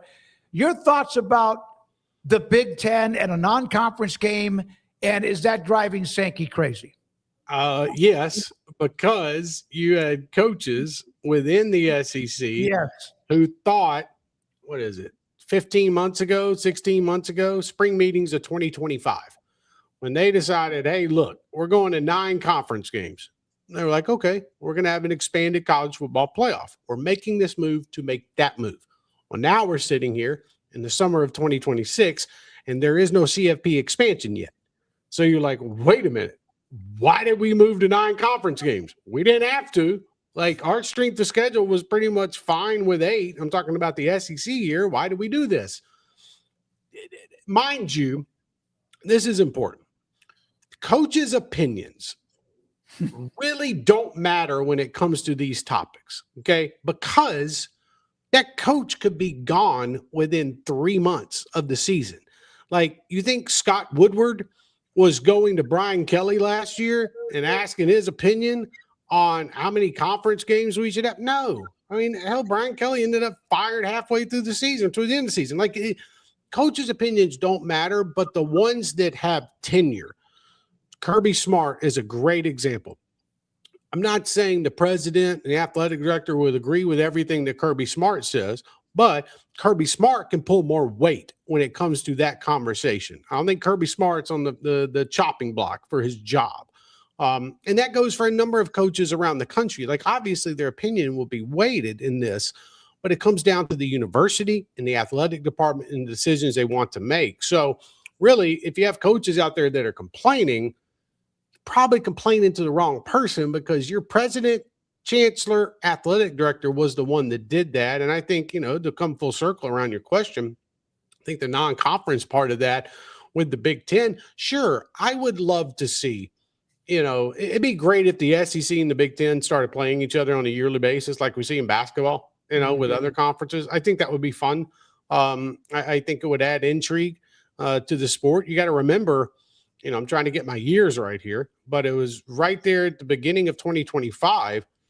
The SEC and the Big Ten had these big joint meetings together. One of them was in Nashville. I was there, and the athletic directors were there, and they were discussing how they're going to have an alliance together. And, maybe this leads to both conferences playing each other in football down the road and blah, blah, blah. And then all of a sudden that alliance was kind of gone from a public eye. But I think what people don't quite get, and it's not their fault, Greg Sankey and Tony Petiti have a really, really good relationship. They might not agree on CFP expansion, but you have to remember, these two guys are working at the behest of the presidents and chancellors of every university. It's not Greg Sankey and Tony Petiti out here making these decisions. And I know some people, and by the way, I'm not taking up for them. I'm just being realistic here. Some people want to blame Tony Petiti and Greg Sankey for ruining college football, when you really should be putting that blame, if you feel that way, on the presidents and chancellors at each university that have final say on these decisions. Sorry for the long rant. No, that's fine. Appreciate No, it. that's part of why we enjoy having you on, man, is the passion and the knowledge as well. And then, yeah, those guys kind of stand out front and take all the bullets, don't they? And then the presidents and everybody else just kind of. And I get it. Like they're speaking. You know what I mean? Like, I get it. They're representing the conference. But, Greg Sankey was sitting at a table yesterday, along with Tony Petitti, 2 separate tables, by the way. And they're sitting there on calls with presidents and chancellors from every university. So, and at the end of that time period, whatever the presidents and chancellors want, the commissioner then goes out and presents that argument to them. So I just feel like at times some of the blame, if there is any, should be going on other people and maybe not the commissioners whose job it is to talk and negotiate through this stuff. Yeah, no, that's more than fair. Trey, on that topic, both Petitti and Sankey have new literature for them and their people to read here with the Protect College Sports Act and the proposed revisions and kind of this back and forth. And now there's this timetable because the Senate's going to break here pretty soon. And I guess what does the news today, as far as the latest updates go, mean for the people out there that are loosely or closely following along with this whole saga? So senators aren't playing around. They are trying to throw out a hard deadline of Wednesday morning at 9:00. Wednesday morning at 9:00, they want to know if the SEC and the Big Ten are on board with their revisions. Now, I say all that to say this. The SEC and the Big Ten are not blind to these revisions. They got them in writing on Monday. But along this whole time period, since the beginning of July, they've kept up with it. They're being informed about it. They aren't stupid to what is happening. Like, they all know that, okay, this revision's happening, 19 members in the school, blah, blah, blah. I could give you every single example. They know what's coming down the pipeline. But I think what you're seeing now is you're going to have the lawyers, hopefully, I'm not trying to give any kind of sympathy to the lawyers, but hopefully they're charging double time right now to go through all of this and to make sure, okay, this, and this is correct. Maybe we can put our support behind it. But I think that is the next domino. Well, let me rephrase it. I know it's the next domino to fall. My phone's getting blown up here from folks in Washington and across the country right now talking about this. And I will say, it wouldn't surprise me if the deadline maybe is extended a little bit if both conferences say, hey, look, we agree with pretty much everything in here. We need a little bit more time for the legalities of it, but we're leaning that way. Now, if I was a congressional leader, if I was Ted Cruz or Maria Cantwell, senators, I'd be like, no, I don't believe you. Like, I'm not giving you any extra time. You knew this was coming.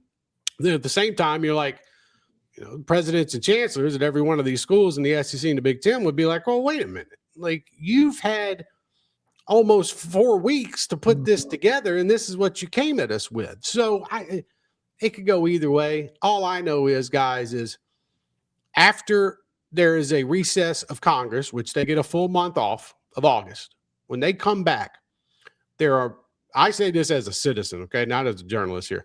There are more important things to do in this country than worry about college athletics. Hell yeah. I'm going to put my journalist hat back on for a second now. When it gets to September, these congressional leaders, it's midterm times, folks, by the way. Everybody's vying for Senate seats, congressional representatives, everything. You can't go to the state of Texas, in your local town and say, guess what? Vote for me because I'm helping change college athletics. Nobody cares. The average everyday citizen college athletics fan does not care about this legislation and bill. They just don't. They got more important things to worry about. Get my rent fixed. Get the gas prices down. Figure out why it's cost me $120 to feed a family of 3 from the grocery store. That's what we should be worrying on, not if an 18-year-old kid is making $2 million to play college football or basketball or whatnot. That's the average everyday citizen thing. But again, I come back to it and say, they're just not going to have the time to come back in September and be able to say, okay, let's try to push this through. And I'll give you a caveat, a quick one to it. If they know if they know that they are not going to pass this thing with flying colors, and when I say flying colors, I mean we won this thing by 15 votes. We're good. And they can only pass it by maybe 2, 3, 4. They're not taking that to the House. They might be able to pass it to the Senate, but they're not going to take it to the House because they know that bad boy is going to get shot down immediately. So there's a lot at stake here over the next few days, because if they don't get this to the Senate floor, guys, I think we're done. And I can start writing about college football teams and player profiles and having, a great time doing that part. And this congressional thing will just go by the wayside again. That's why you're seeing such an uptick in kind of nervousness around all sides. Trey, if you don't mind. Okay, so they have the new information in front of them, whatever revisions. Yes, sir. They need to get back to the Senate or whoever quickly, like tonight or tomorrow morning, right? 18 hours. I mean, I don't know. 9 o'clock Eastern tomorrow, 8 o'clock Central time, they want an answer. Okay. If in fact, when is the drop dead date for Senate to go bye-bye and head off to wherever they go? When do they break? August 7th. Okay. That's not very long. No. I don't care what the decision is. I hope that they figure it out, but it's over after that. Then all these other things done, right? Well, here's how I look at it. If you're not getting it to the Senate floor this week, there's other things going on in Washington. They're also holding memorials and burying former Senator Lindsey Graham this week. You're not getting anything, and I'm not trying to go political here. You guys know me, but what I am trying to give you is like a timeline here that really the only time they have to get this to the Senate floor and vote on it is next week. Because if they don't, congressional leaders are worried about where are we going to stay at in Cancun? Where's our beautiful vacation going to be? They're not worried about all of this. And then when they come back, like previously said, you got midterms, you got taxation going on right now. I mean, Greg saying, for all the interesting things that Greg Sankey says, I give him credit. When I interviewed him last week, and I said, I'm paraphrasing, but I said something along the lines of, hey, look, do you understand that fans just want to spot the ball? And they're tired of talking about all this nonsense. And he agreed. He said, absolutely. But you have to get it right if they're going to right now, meaning in the next 2.5 weeks, because when they come back, there are more important issues that are at hand right now, and they're not going to have the time to go back and revise a bill, or especially if it's signed into law. Like he brought that up to me. He said, think about it. If it's voted through, if it's agreed upon, that passes the Senate and the House, and then it's signed by the president, which the president wants to do, by the way, there are no more opportunities to go back and say, oh, by the way, we screwed up in that bill. We're in courtrooms again. Can we go back and change? No, that's it. So as crazy as this is, because it is, we're trying to, if you really break it down, we're trying to pass a bill in 2 weeks. Yeah. That's what and then get it to the House to see if they can do it. And again, I know this is not a political show, but Republicans and Democrats don't see eye to eye. And I promise you, if it gets to the House, game over. Yeah, and all this for basically nothing, right? I mean, I would think that Petitti and Sankey want this to happen as long as they get what they want. I guess it's a two-part question, Trey, is what is their biggest hang-up, do you think, at this point? And then if they don't get what they want, are they still okay? Because that's just more reason to go and do what they've kind of been flirting with doing anyways, which is having their own rule book. You asked the biggest thing that they want. In talking with folks from both, and even in the ACC and the Big 12, they're tired of being challenged in courtrooms. And mind you, not everything, if a player sues the NCAA, okay, that case involves the NCAA, but it also involves whatever conference that person is affiliated with. We've seen commissioners get involved in court cases by writing briefs, to be thrown in. I think they want antitrust protection. And in simpler terms, they're tired of being sued. Yeah. But here's the kicker to it. You talk about governing yourself, which Tony Petitti discussed that today. And I give Petitti credit for answering the question in a straight form and fashion.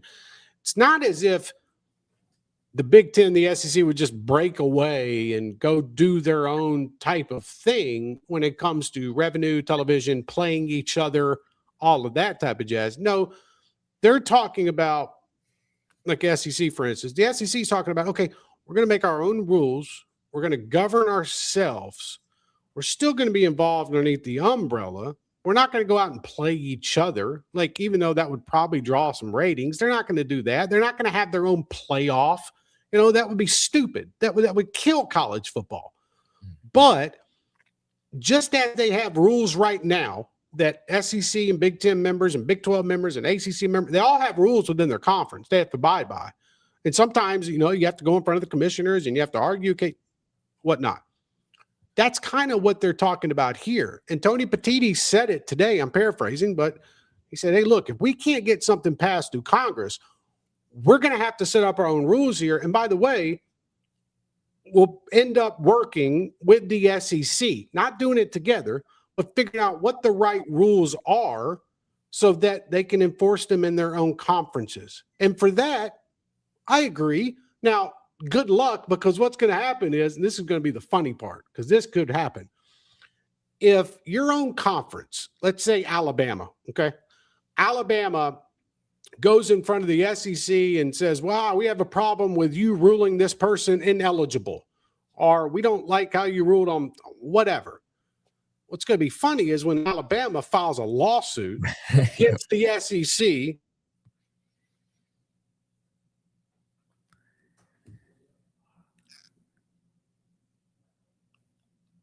Did we just lose him, Rez?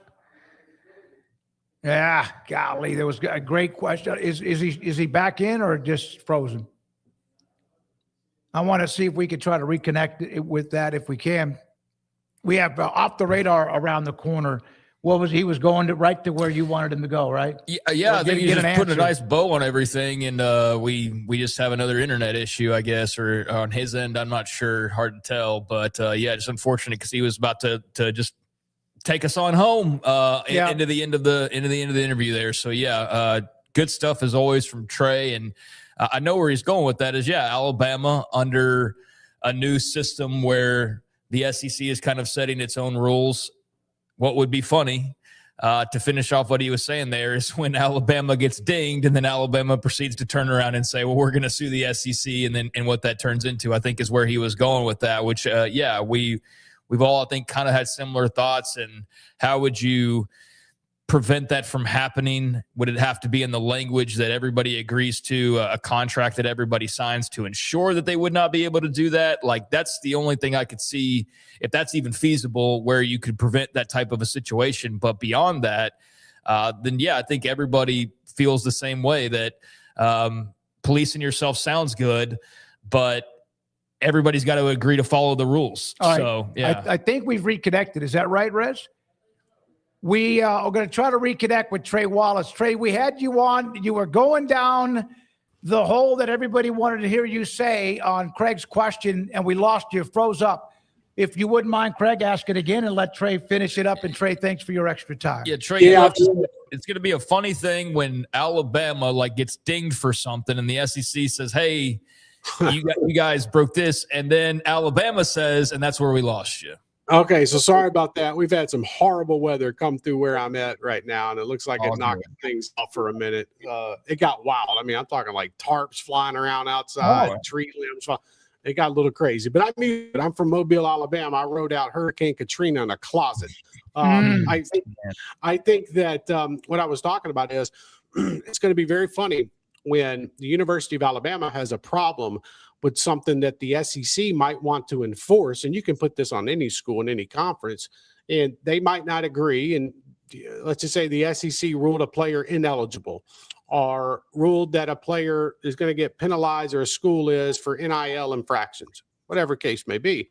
That school ends up suing the conference. So for Alabama's instance, we're going to take the SEC to court to get a judge to overrule or rule in our favor against the SEC in a Birmingham courtroom. Like, that's what could potentially happen. And that's the fearful, I guess, agenda that these schools are trying to avoid and why they want to stay out of courtrooms and why they want to have legislation that keeps them out and gives them a little antitrust exemption. Mind you, there's a lot more reasons why, but I'm just giving you a brief one.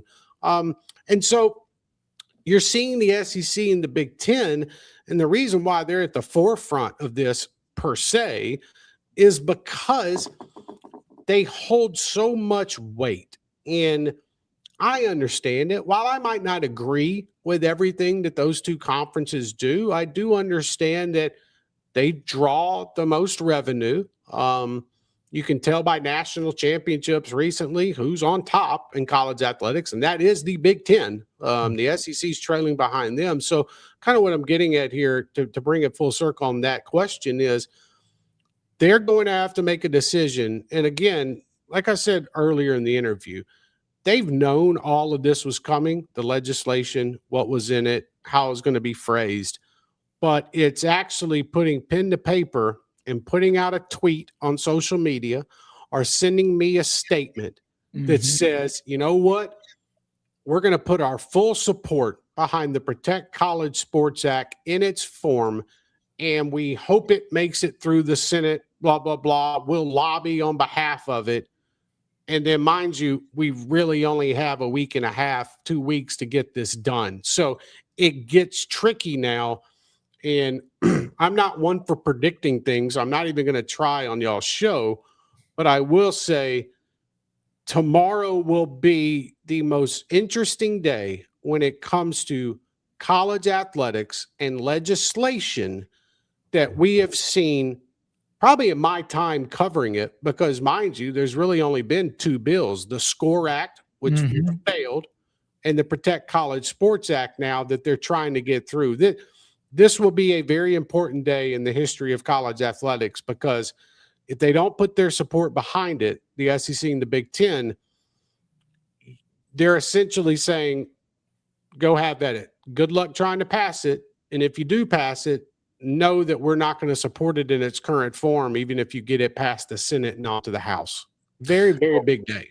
Yeah, we'll be glued in, and I'm sure you'll be all over it, and we'll be absorbing your coverage, and you've done a great job of covering it all up to this point. So fascinated to see how that works out. And before we let you go, you've been more than generous with your time, but I did want to end on a football note and just ask you a very general question, but you've been absorbing media days and kind of seeing all of the talk and just in general, what are you looking forward to most about this season? What intrigues you most about what we may be in store for here in 2026 on the field? You know, man, there is so many ways I can go with that question, because there are so many interesting stories. And I think that obviously the easy answer would be, hey, I'm looking forward to September 19th when Lane Kiffin travels back to Oxford, Mississippi, where, you know, they'll probably have more security than if the president was going to be there walking around the Grove, which I'm stoked about. It's going to be a fun atmosphere.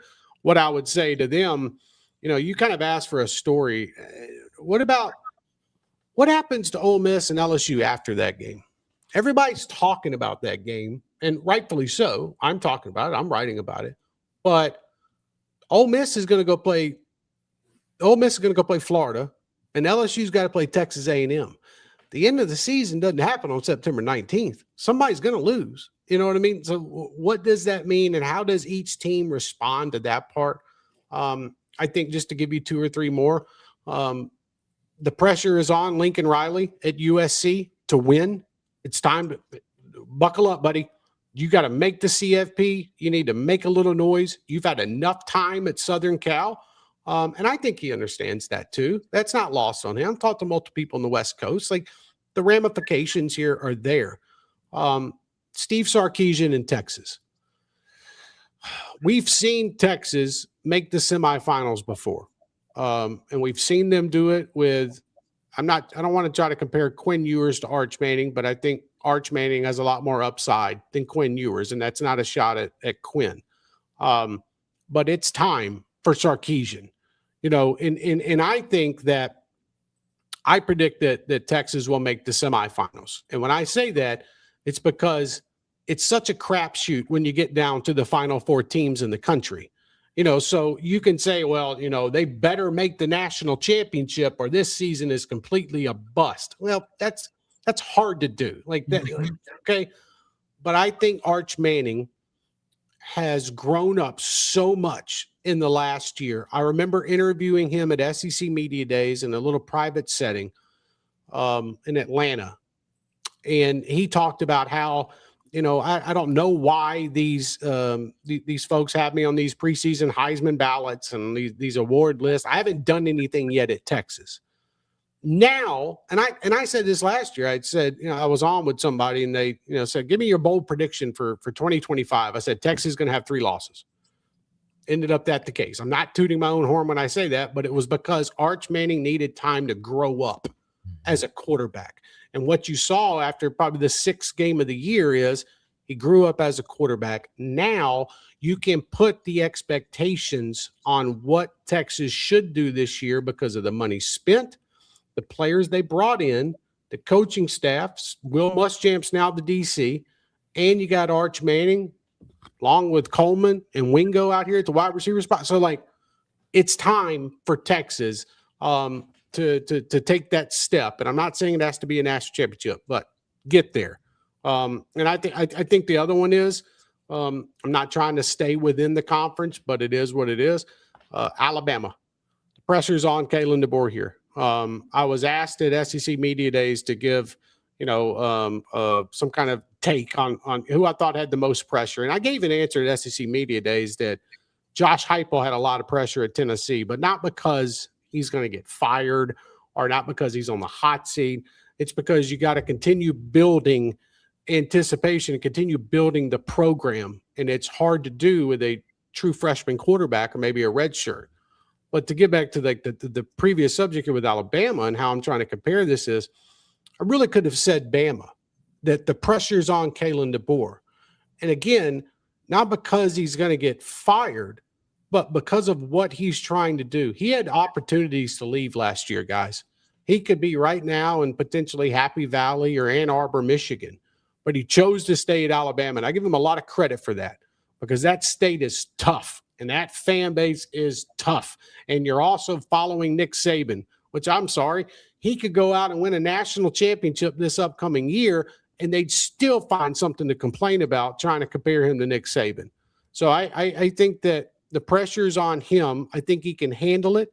He's a winner. He's proven he's a winner. And I think Alabama fans sometimes get so caught up in the Saban thing that they forget this is a team that went to the playoff last year, went to Oklahoma, beat Oklahoma. I know what happened the next round against Indiana, but they did show progression. So it's going to be a fascinating year, guys. I could have gave you all a 20-minute answer on that one, but we got some fun college football ahead of us. And I'll leave you with this little kicker on the way out. Dabo Swinney's got a very, very big game in Baton Rouge, Louisiana to start the year. He needs to get off to a good start. I'm not saying he's got to go down there and win, okay? But what I am saying is don't go down there and get your brakes beat off of you because the season's going to be rough if it is. Yeah, no question. There's a lot of the Lincoln Riley, Dabo Swinney, among others, even if they've won or that can only last for so long. It could go on and on. Like, guys, this is going to be such a great season of college football. Like, what's going to happen with Texas Tech? Everybody had them kind of penciled in with Brendan Sorsby. It's Will Hammond's show now. I think Texas Tech is really good. Can they make it to the CFP? Or is this going to be a situation where, a lot of people around the country, guys, I'm just being honest, they're waiting. And I'm talking about fans here. I'm talking about writers. Fans are waiting to rub it in the faces of Texas Tech if they cannot go out and produce this season because of everything that's transpired over the last 3 to 4 months. So but I think Joey McGuire is going to have success. I like Joey. I think he's a great football coach, and I think they're going to be fine at the quarterback position with Will Hammond. So stories galore, guys. It's why we love the game. And Trey, why we love having you on. Thank you very much for your time. We appreciate it. Trey Wallace, senior college football writer with Fox and also Outkick with us, and always a great segment. Man, that was a bunch, Craig, and you got in the part. Glad he was able to get to that what if or all of this, and if they get here. He was able to talk about the Senate bill without getting too complicated. Yeah, Protecting College Sports Act. It sounds like it's going to be a really big day for that tomorrow, as Trey alluded to. So either they're going to come in under crunch time and get this thing all agreed to, or maybe get a softer deadline that pushes it back a little bit to allow a little bit more time to figure some things out on the SEC and Big Ten's end, for example. Or maybe there's a miracle Hail Mary catch in the end zone and they complete this on time, and the rest is history, and then we talk about what that means. But, yeah, no idea which way to go as far as a prediction. And I think he's on top of it as much as anybody else is, and I don't think he'd be feeling confident about a specific prediction at this stage because there's a lot of variables in play. But, yeah, he does as well of a job as anybody in helping to explain it and help get the information across in a way that everybody can kind of digest and make sense of it, no matter how closely you do or do not follow it. And obviously we follow it closer than most, but it still gets very confusing just because there's so much different reporting on it. But yeah, Trey does a great job. And then I had to ask just football, and you heard all of the thoughts that he had there at the end about just this upcoming season. And I know by the time we get to this point, like a month out, we all are just chomping at the bit for it, and it feels like the next season is the greatest season. But this season really does feel like there's just so much stuff. It's like you can say, what are the top 5 stories? I think you could probably have to change that list numerous times. Yeah, like and numerous that's not the fight for the Big 12 title. I mean, but that is one. But and it's got its own facets to it of just the whole Texas Tech versus the world thing, and then BYU's lack of respect, or there's just so many different alleys you can go down and talk about, so many different intriguing teams. And so for all the frustrations that I think recent events have caused in college football, it has, at least for this year, set up the plate where it's just everywhere you look, every region of the country, every league you look at, there's something fascinating, if not multiple things going on that are pretty fascinating, that are going to be a lot of fun to see. Yeah, does Arch live up to the fact that, no, it's like no more, you're not ready. It's like, no, this is the year. Let's say they're good, but how good do you need to be to go down as the guy that everyone thought you were going to be when you arrived on campus? Because for him, anything short of a national championship appearance and a Heisman Trophy finalist appearance is falling short of the expectations that people placed on him and hyping him up coming out of high school. I think he's got a good head on his shoulders, and I think there's very much a chance that he could go win the Heisman or at least be a finalist for it. And the Texas obviously is the favorite in the SEC, but Georgia's going to have something to say about that. Mm-hmm. Oklahoma's going to have something to say about that. Lane Kiffin and LSU are going to have something to say about that. Ole Miss, last year they were just the world revolved around Lane Kiffin in spite of all the stuff they were doing successfully on the field and getting wins. It almost felt like the playoff run was the backdrop to Lane Kiffin at certain points there. But, yeah, they're fascinating with the first full year under Pete going. So, yeah, like it is on and on, all the new quarterbacks, all the new coaches in various leagues. It's going to be so much fun, and we're getting closer and closer to it. But this other stuff that is off the field, while I know it's not everybody's cup of tea, it is very important because it is dictating the way this is all going to work moving forward. So either – they all are able to bundle this in the proper way to where everybody's satisfied to move forward, or this was a lot for naught, and the Senate's going to go take a break here in a couple weeks. And he's very right, and I'm glad that he said. I know he kept saying he wanted to get political, and I totally understand that. But because, there's a lot of other stuff going on that is far more important than this Protect College Sports Act that we want the Senate to be worried about, or the president for that matter, or whoever is in charge of making decisions. So, for the common person, this is like, what are y'all worried about? But for college sports, like, it is a pretty big deal to see where it's going to fall tomorrow and whether this is a hard and fast deadline or they get a little bit of extra time or whatever. But, I'll be glued to Trey's Twitter feed tomorrow to get all the latest on how this unfolds in Washington, D.C. All right. That was a great segment. Hope you enjoyed it. Thanks as well to Brett Ciancio. If you have not ordered pick6previews.com, his magazine, it is worth having, not just now leading up to all the workouts in August, but games later in the month and just having next to you. It's a phenomenal, well done magazine that's been rated 10 consecutive years as the number one preseason magazine in college football. So I have an idea because I know we got John McClain at 5, and I got off the radar, but I got like a couple things from over the weekend. You want to talk jersey patches in this next segment? You want in the next segment? We think we need to take a break. Yeah, we need to break because we have it this hour. Rez, if that's okay, and John can move 5 minutes or so. Let's come back, and I just sent Rez a few minutes ago a text about the jersey patches for Notre Dame, Ohio State, Illinois, and what they got. And how did that compare to what the Big 12 got with the Monster Energy drink agreement they have as a sponsorship? That is next. This is 365 Sports. Alan Samuels, Dodge, Chrysler, Jeep, Ram, Fiat, Ted Teague, General Manager and CEO. They continue to have phenomenal trucks. Well, they have Ram trucks. You go down the list, it's like they were Alabama and college football, or winning all the time when it comes to trophies and national championships with all their highly rated trucks. They have the Jeep Grand Cherokee, the Jeep Cherokee, the Jeep Wagoneer, phenomenal vehicles, great SUVs that give you all the space and all the comfortable and even luxurious riding on the inside.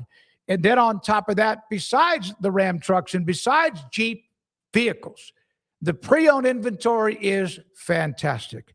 The other day, I got this, what was it? A Kia Sorento, a 2021 Kia Sorento, 80,000 miles for $17,000. Now you go, well, that's a lot of miles. And well, wait a minute. Also, the Nissan Sentra 2024 model, 60,000 miles for $17,800. When I went to go to their lot, to their dealership, to go see Ted Teague and that staff, AJ was my sales person. I was looking for a brand new SUV. I ended up buying a pre-owned car. It wasn't like Alan Samuels, Dodge, Chrysler, Jeep, Ram, Fiat, but that's okay because the car that I got is fantastic. And here we are now 6+ years later, and I love it. And it was from their dealership, from their lot, because of AJ just kind of taking me on the walk. It wasn't AJ, no, this is what I want to sell you. This is what you have to this is it. Like press, no. Just walked around. I am incredibly impatient. Rez don't agree with me on that, but I really am. When it comes to going into a store, if I want to get a couple of like slacks, I don't take 10 minutes. That's it. If I want to go into a grocery store to get some stuff, I pretty much already have the list. I do not like hanging around the grocery store. I don't like hanging around much of anything unless I'm getting something done. And that's what happened when I visited Alan Samuels back in May of 2020 during the COVID year. And AJ got me what I'm still driving right now as a pre-owned car. They have what you need with Jeep and Ram trucks and more. They have the pre-owned inventory. They have deals going throughout the summer right now through the end of July with Make It the Summer event. Alan Samuels, Dodge, Chrysler, Jeep, Ram, Fiat, Loop, 340 and east of 84 in Waco. It's in the major leagues for 24 years. And let me tell you, I can feel it in my joints. Shoulders, elbows, and knees. Trust me, pain doesn't retire when you do. I tried everything to get rid of the pain. Nothing worked until QC Kinetics. Baseball legend Roger Clemens and other patients are getting lasting relief with QC Kinetics regenerative treatments. No surgery. I trust QC Kinetics. You should too. Let's commit to getting rid of all the pain. Schedule your free consultation today. QC Kinetics. Better starts here. With over 25 years of excellence in IT, Carrion Solutions is your trusted technology partner. From managed IT services to cutting-edge cybersecurity, our expert team delivers tailored solutions that drive success. Our portfolio includes products such as Veeam, Bitdefender, Microsoft, Cisco, and Fortinet. Call David Carrion and his team of experts. Call 888-522-2221 or visit us at carrionsolutions.com. Established in 2007 and independently owned, Alliance Bank Central Texas is committed to helping families and businesses meet their financial goals. From their tellers to their board of directors, they know the importance of superior service and competitive products. Customers have confidence knowing that their financial needs are in good hands. It's your bank, Alliance Bank Central Texas, with 2 Waco locations, 4721 Bosque Boulevard and 191 Archway Drive on Highway 84, and at alliancebanktexas.com. Member FDIC and equal housing lender. Hello, I'm Camille Johnson with Camille Johnson Realtors. We specialize in selling residential real estate agent all across our community, and we love serving all types of families. We have been in business at Camille Johnson Realtors for almost 9 years, and I have been a residential real estate agent for almost 40 years. And we love our partnership with 365. So thank you for partnering with me, and thank you so much to all of my clients who have made our company a success. Celebrate American value and American quality during the Red, White, and Blue sales event at Richer Car. You want a Richer Car GMC? Get your Sierra now and save $13,000 or more on every truck in stock with trade-in. Save $14,000 on a 2026 GMC Sierra SLE Crew Cab. Or save $13,500 on a 2026 GMC Sierra Pro, now under $29,000. Drive American quality and get American savings during the Red, White, and Blue sales event at Richer Car. Richard Car, they have the truck for you. Marco's only uses premium toppings, which means your pizza isn't just flavorful, it's mushroom-full, or sausage-full, or pepperoni-full. And you can get unlimited medium one-topping pizzas from the place named America's favorite pizza chain starting at $8.99 every day, only at Marco's. This 4 o'clock hour is brought to you by Stonewood Dental, your one-stop shop for your dental needs, specializing in teeth cleaning, fillings, crowns, sealants, root canals, IV sedation, extractions, implants, bridges, dentures, full mouth restorations, and bioaesthetic dentistry. Our priority is your comfort from the moment you walk through the front door. Stonewood Dental in Robinson, Texas. It's time for the Smoak Show on 365 Sports with Craig Smoak and David Smoak. All right, this is normally around 4:45 Tuesdays and Thursdays. Craig's off the radar. You want to lead the way? Because I've got what I think you need, and I know Rez has that locked in too. Yeah, I mean, I want to get into the jersey patch stuff because we were going to get to that regardless, and I think this is the only time to really get into it. But I did want to just make mention of the big story over the weekend, and then we can get straight into the couple of other notes and then the jersey patch. But LeBron to Philadelphia, does that do anything for you at all? Yeah, you know what? I'll tell you. Yeah. It's not him. It's not. I'm glad it's over. Yeah. Well, this is off the radar. So for those of us just joining, that is a segment for us to kind of talk about the things that are off the radar, so to speak. And so typically 99.9% college football. LeBron now a member of the Philadelphia 76ers. His long-awaited, much-anticipated decision is finally out there. And really my big question is, it doesn't affect me as a fan at all watching the NBA or anything like that. But I am curious about what happens with VJ Edgecombe, their young star rookie from last year out of Baylor, because now he has a very crowded roster around him, including LeBron James and Jaylen Brown and Tyrese Maxey and so on. So I do wonder if he might not be on the move here pretty soon. But that was one of my first thoughts. And, yeah, I'm glad that LeBron didn't drag it out any further than already it had kind of been going on. So let the speculation rest. Don't think we'll have any more big public decisions from LeBron James in the future. I think that was kind of the last hurrah. And just interesting that he's now joining another team after all that speculation. So yeah, I didn't think you had much thought on that, but the NBA is I don't know if you do this in other leagues. Maybe you have the super team effect, and you have guys that you only have 13 or so on the roster anyway. So, but I with him, that surprised me. That surprised me, but that's a team that has the capability. But I'm just glad he made the decision. We don't have to worry about it anymore. I mean, yeah, LeBron's responsible for the super team effect in so many ways. I mean, he's been involved in it to some degree for a large part of his career, being a part of or helping form super teams. So, yeah, now he's just a part of another one, and that's kind of been a pattern in that league for a good long while now. The only other thing that I found of note is NFL training camps are opening up across the country. So Jerry Jones had his big State of the Cowboys address out in Oxnard, California. But one piece of news personnel-wise out of Tampa is that Baker Mayfield, Heisman Trophy winner, Sooners legend, is going to be going to training camp, but not with a new deal in tow. He's going to play on the final year of his contract and will become an unrestricted free agent at the end of the year.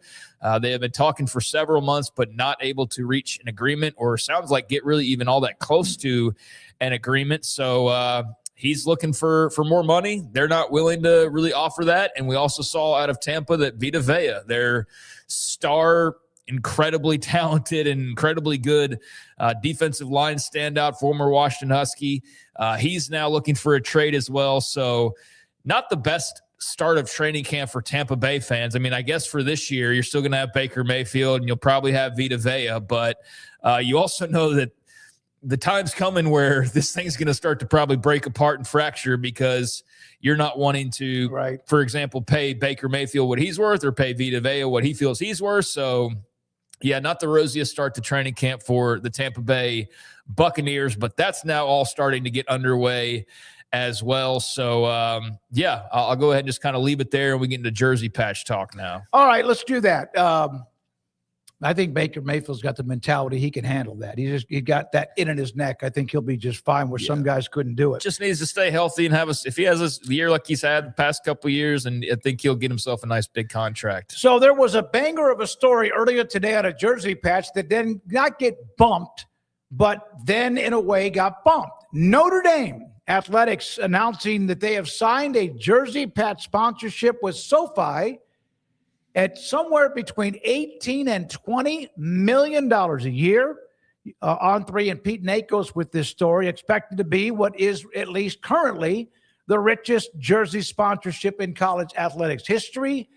It just passed up somebody that had broken that record for the most money on a jersey, and it's Ohio State. We're going to go over them, Craig, and then we can kind of go over each one of them. The Buckeyes sent out a picture with 25 different jerseys. The entire athletic department will partner with J.P. Morgan Chase, reportedly generating $17 million per year. The partnership is expected to yield the Buckeyes $17+ million in what was then, at the time, an industry-leading figure until the Notre Dame story came out. Those are two bangers, and both of them with big-time money. Yeah, I mean, that's a lot of new money coming in, and you see why the schools are going down the jersey patch route. Certainly, Ohio State stands above most, other than a handful, maybe a couple handfuls of schools, as far as somebody that could command that type of money. And I don't know, the list might even be shorter than that. But we don't really know what the market is for this because it's all brand new. We know what pro sports teams have been getting, and Notre Dame and Ohio State, with either one of their deals that you want to look at, making more than a lot of pro sports teams do off their jersey patch deals. So that speaks to the power of their brands. But Ohio State with the new Chase sponsorship, you see it there. And I think is Chase's logo normally blue? Yeah, it is. Yeah, so it is. I think they had to make accommodations there. Obviously, that wouldn't have gone over very well. So yeah, that's one thing that jumped off was Chase changing their colors from mostly blue to now red. And yeah, that's a lot of money when you're already one of the best positioned schools out there when it comes to really any category. Now adding another $15+ million to the coffers, 17 to be exact. And this should be noted, all 36 varsity programs. So they're getting every single sport in Columbus as a part of this deal, which not every jersey patch deal is like that. I know we're going to get into the Big 12 and the comparisons that are being made, but yeah, great deal for Ohio State. And then Notre Dame to turn around and one-up them was kind of funny not that long after. So theirs will also be all varsity sports, 26 for the Irish, starts this year, make well over $100 million when all is said and done, 17 per year, or surpasses the 17 per year that Ohio State had. So in that same ballpark where they're kind of off in an exclusive group, as they typically are, no matter what category you're talking about. It just makes sense they'd be in a pretty exclusive upper tier group when it comes to jersey patch money as well, because those are the big brands. So we didn't really know what brands command on jersey patches, and now we know that if you're an Ohio State or a Notre Dame, and I guess you could say your UTs and schools like that, you're talking 15, if not more, $1 million per year for all your sports. I wonder if Texas sells one. They're pretty damn picky about those uniforms, as you can imagine. Michael Dell and Paxton even mentioned that a minute ago. If they could get in that same neighborhood, I bet they could. I mean, if anybody was going to hold out and be like, we're better than everybody and we don't need this, it would be Texas. But I think an extra $20 million, they're probably holding out to be the highest one.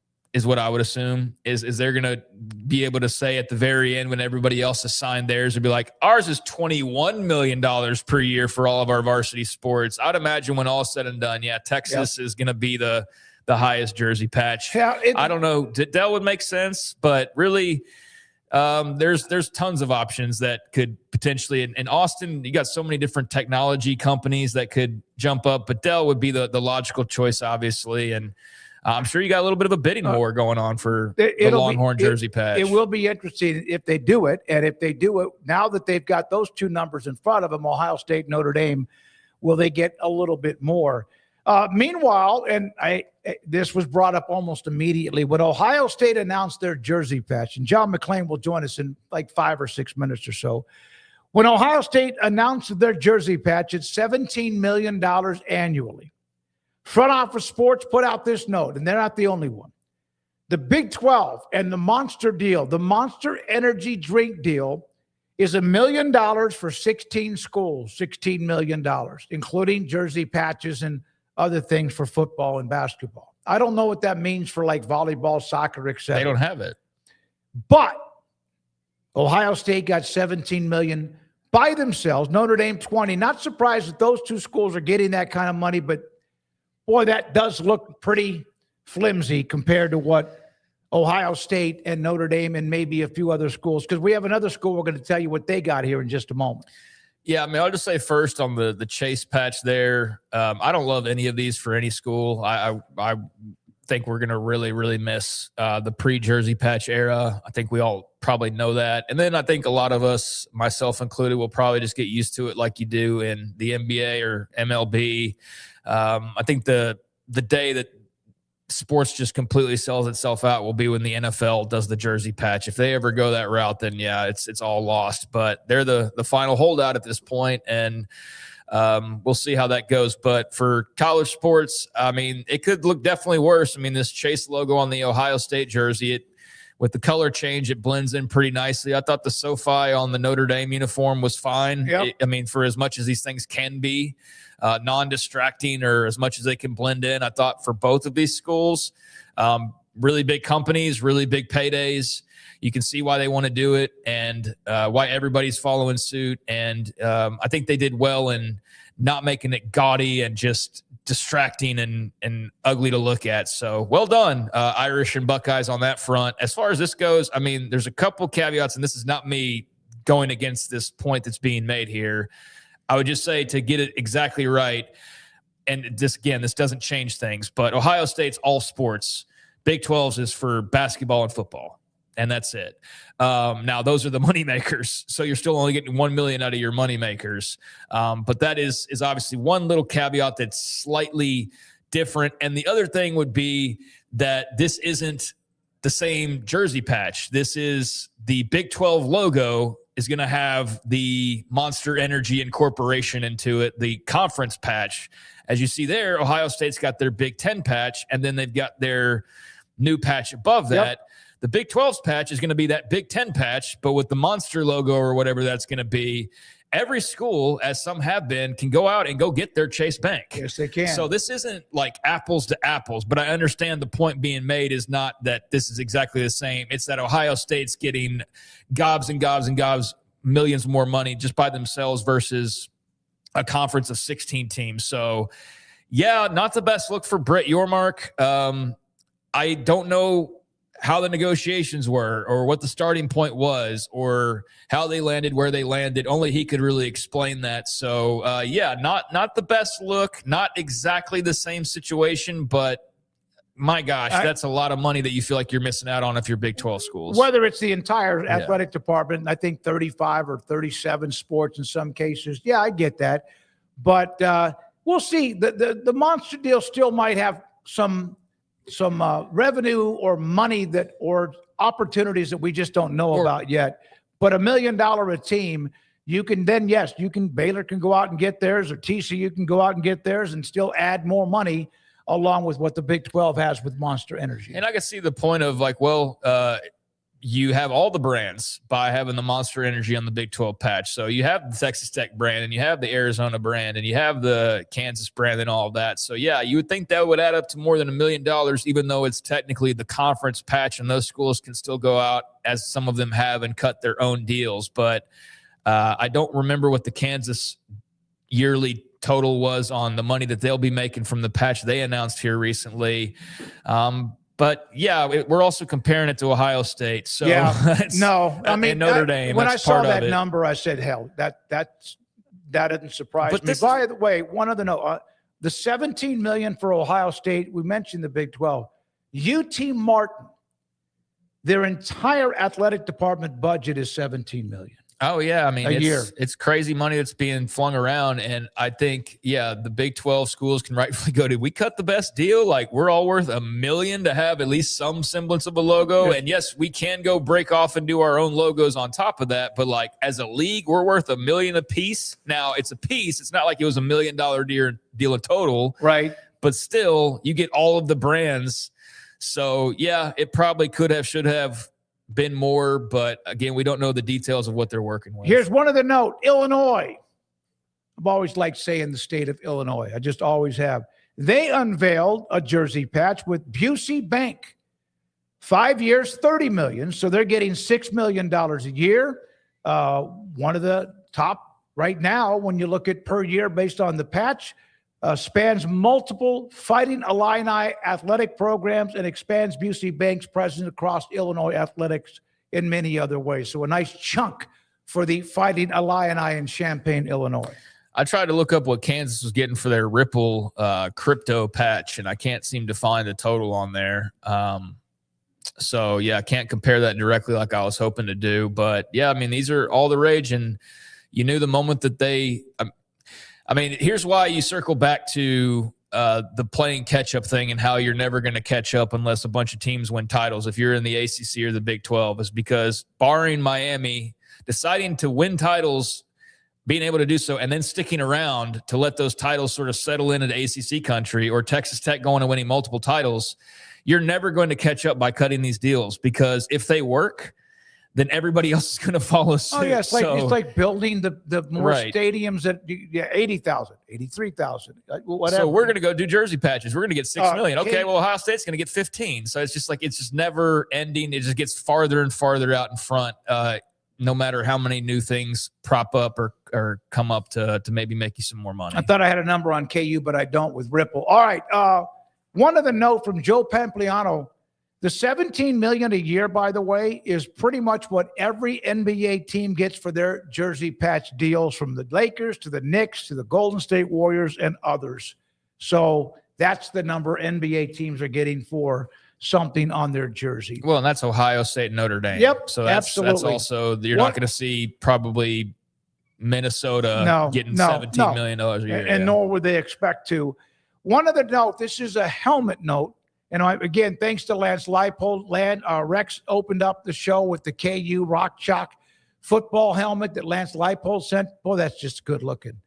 Baylor will open up their year in Atlanta against Auburn. Their home game against Prairie View A&M is a night game. They unveiled this helmet that they will wear because they're trying to do a lot when it comes to the 254. That's the area code around Waco and Central Texas. They are now giving fans an opportunity to pick the combination of the pants and the jersey for that opening. You can get online and there's the number, or there's the, there's the tweet. You can go to BaylorBears.com for more information, letting the fans pick the uniform color scheme with that helmet against Prairie View in their home opener in September. Yeah, they're scraping for ideas to energize and motivate the fan base under Doug McNamee, their new athletic director. And I like the stripes on that helmet. I think those look solid. Those are a nice addition. And the 254, acknowledging the area code, I don't think there's anything wrong with that. But, man, they have some battles to fight in the 254 because there's a lot of Aggies and Longhorns and even Red Raiders around these parts. And it's one thing when you're winning like they did 5-10 years ago, but it's a totally different thing now. So yeah, you got to kind of pull out the whole bag of tricks to motivate and excite people, and that includes the uniforms, just trying to get people excited about something, and hope the football follows suit. There used to be where you could buy, and I wasn't here, but you could buy like a Whataburger meal and you'd get a couple of tickets. It's been that way. Other schools have had issues with that as well. Then they had the great run in the 2010s. And everybody wanted to be at the games, and now they're trying to get some of that relationship back with fans in the Waco city limits. All right, we're now joined by Hall of Fame columnist John McClain. John, we were just discussing Baylor's got that helmet for the game with Prairie View. They're going to let the fans pick the uniform color scheme, jersey and pants.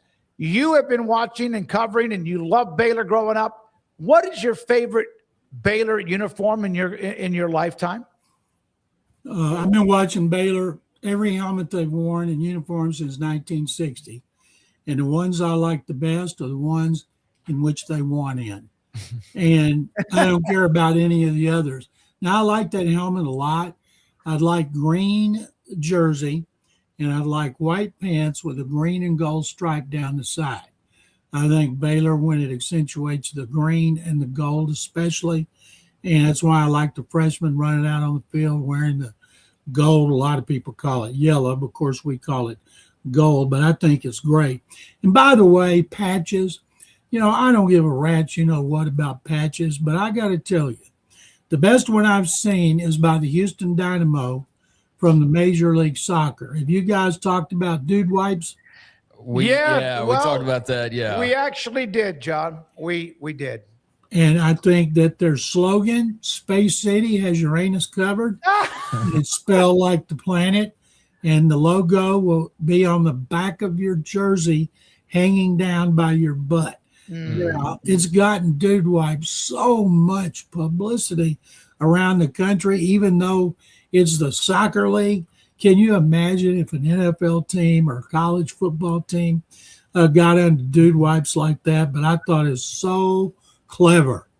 No, the Uranus line is absolutely brilliant marketing. Whoever came up with that and that partnership, absolutely good stuff. The Houston Cougars need to give them a call and see if they don't want to have their Uranus covered as well or something. I don't know where they stand as far as their jersey patch negotiation. Yeah, all I'm worried about is the Cougars wiping the floor with Baylor because they were 10-3 last season in Willie Fritz's second season, and they've got a lot of talent coming back, including their quarterback, Connor Wigman, who played for Willie Fritz the way he should have played for A&M if he could have stayed healthy. And Keyshawn Johnson, one of the highest recruited quarterbacks in the country from Legacy High School, is there. And they're going to play both those guys a lot. They're going to be dangerous. Willie, of course, is a great coach. And we all talk about Tech and Utah. I saw today the over-under on Tech is 11.5. Mm-hmm. So if you take the over, they got to go unbeaten. And then Utah is supposed to be second, but I'd keep an eye on those Cougars because they're loaded. Yeah, I think both BYU and Houston both. The Cougars, just place a bet on the Cougars out of the Big 12, and you're going to have two pretty strong brands there for sure. I know it's sort of a general question, and there are some NFL things as camps get opened up, but man, John, we're in for a fascinating college football season. When you think about all of the coaching changes and the storylines from Whittingham at Michigan to Kiffin at LSU, and just the kind of SEC versus Big Ten national championship bad blood, the playoff, and Texas Tech against the world. I mean, it's going to be a really fun year. I cannot wait for it to get here in about a month. And you left out Jordan Hudson. Let's talk Belichick, actually. Yeah, let's talk about that. Bill Belichick's right-hand man, Michael Lombardi, is getting trashed because he's on paid leave. He'll probably be out of there, and people are just killing him because Mike's been fired by a lot of jobs, and I know him, and he's always treated me real well, but I've never had to cover him. He'll probably go back to being a talk show host in Vegas. But, you can't have those kind of problems when your team is awful. The over-under on a Bill Belichick team, 4.5. I wonder when the last time that's happened, including his first year with the Browns and his first year with the Patriots, when I think he was 5-11, maybe he was 6-10, something like that. When Michael Bishop from Blinn and Kansas State, now the receivers coach at Houston, was the backup quarterback to Drew Bledsoe, and a guy named Brady was third team, and nobody knew what they had. And so I think it's Belichick is tarnishing his legacy like Brady. If he keeps doing all this BS with the WWE and with Logan Paul, or whichever Paul brother it is, he doesn't need to do that. He's getting $375 million from Fox, and he could have all those endorsements. There's just no need for him to get involved in that. Yeah, it's Logan, because Logan's been with the WWE for a couple of years now. He's actually pretty good, but I'm a big wrestling fan, about as big as you'll find. I have no interest in seeing Tom Brady out there. Like it's very cringy to me. It's like you said, it's like, dude, just go do your ownership thing and your broadcasting thing and your whatever else. But I think he's so tied up in that Fanatics, and they're also very close with WWE, so I'm sure that's what facilitated it all. But yeah, I have no interest in watching Tom Brady get in a pro wrestling ring. Cringe is a great word, Craig. Cringe. That's what it makes me do when I see him involved. Which Paul brother is married to the woman from the Netherlands that won a gold medal? Or fiance, one of them. Yeah, that was Jake. Jake, okay. Yeah. Jake's my favorite. Yeah, he's the boxer, the most of the time boxer. Yeah. So yeah, that's a pretty successful brotherly duo, but they do ruffle some feathers. That's for dang sure. John, you love sports all the time, but the NFL training camps are opening up. Some have already opened up. I saw where they had Oxnard, which Craig brought up early in the show. It's kind of like we used to be there almost every year and spend 5 to 8 to 10 days. It's here. Fun time of the year. And I mean, just your thoughts as the NFL gets going right now. This is my 50th training camp, and and I'm fired up about it, like I am all of them. And because the Texans are supposed to be real good, people think they're a Super Bowl contender. They have a Super Bowl defense, but I don't think their offense is that good. And I'm not picking them to go to the Super Bowl. I'm picking the Cowboys to win the NFC East. I'm picking the Texans to win the AFC South. They play in the fourth game of the season here at Reliant Stadium. If you could take the Cowboys offense and the Texans defense, they could just call off the Super Bowl because they would win it, because both of them are great on that side of the ball. The key, of course, how good can the Cowboys defense get after being god-awful last season, and how much better can the Texans offense get now that they might have a running game, and how well will C.J. Stroud bounce back from two terrible playoff performances? John, is this just business as usual in Tampa Bay, having two of your biggest stars having contract issues, or is this like something as a Bucs fan you're kind of worried you're seeing the end of Baker Mayfield, Vita Vea, et cetera, here in the near future? Well, Baker can't go anywhere. He's playing this year. They could franchise him next year. They could franchise him the year after if they wanted to. So if they want to keep him, they will. Now, Vita Vea, he's been around a while. He's a defensive tackle. I'm sure this deal that the Eagles did for Jalen Carter, which the media says could be up to $40 million a year. Well, that's could be. I want to see what the actual contract says. But that will have an effect on it, even though Vita Vea is not as good. A lot of people are picking the Buccaneers to finish last in the NFC South. I am not. I think as long as Mayfield is there, they will be at least 8 or 9 wins, but I still, for the life of me, cannot understand why they let the greatest offensive player in franchise history, Mike Evans, get away and go to the 49ers. Yeah, I still kind of, when I see a story pop about him, I forget that. I actually forget that.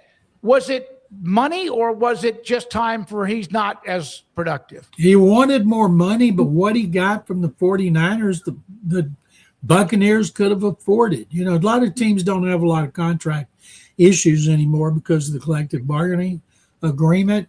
But, you know, it's okay to ask. They don't get game checks till the season starts, so they can do anything they want at this time of year. And I think they will get both of them ironed out. But that thing with Evans going to play with the 49ers, and that he's got a chance to go to the Super Bowl, and he already won one when Tom Brady was there, and he is a class act. one of the greatest Aggies in history. He will be the second A&M player in the Pro Football Hall of Fame 5 years after he retires. Do you guys know who is the only Aggie in the Hall of Fame?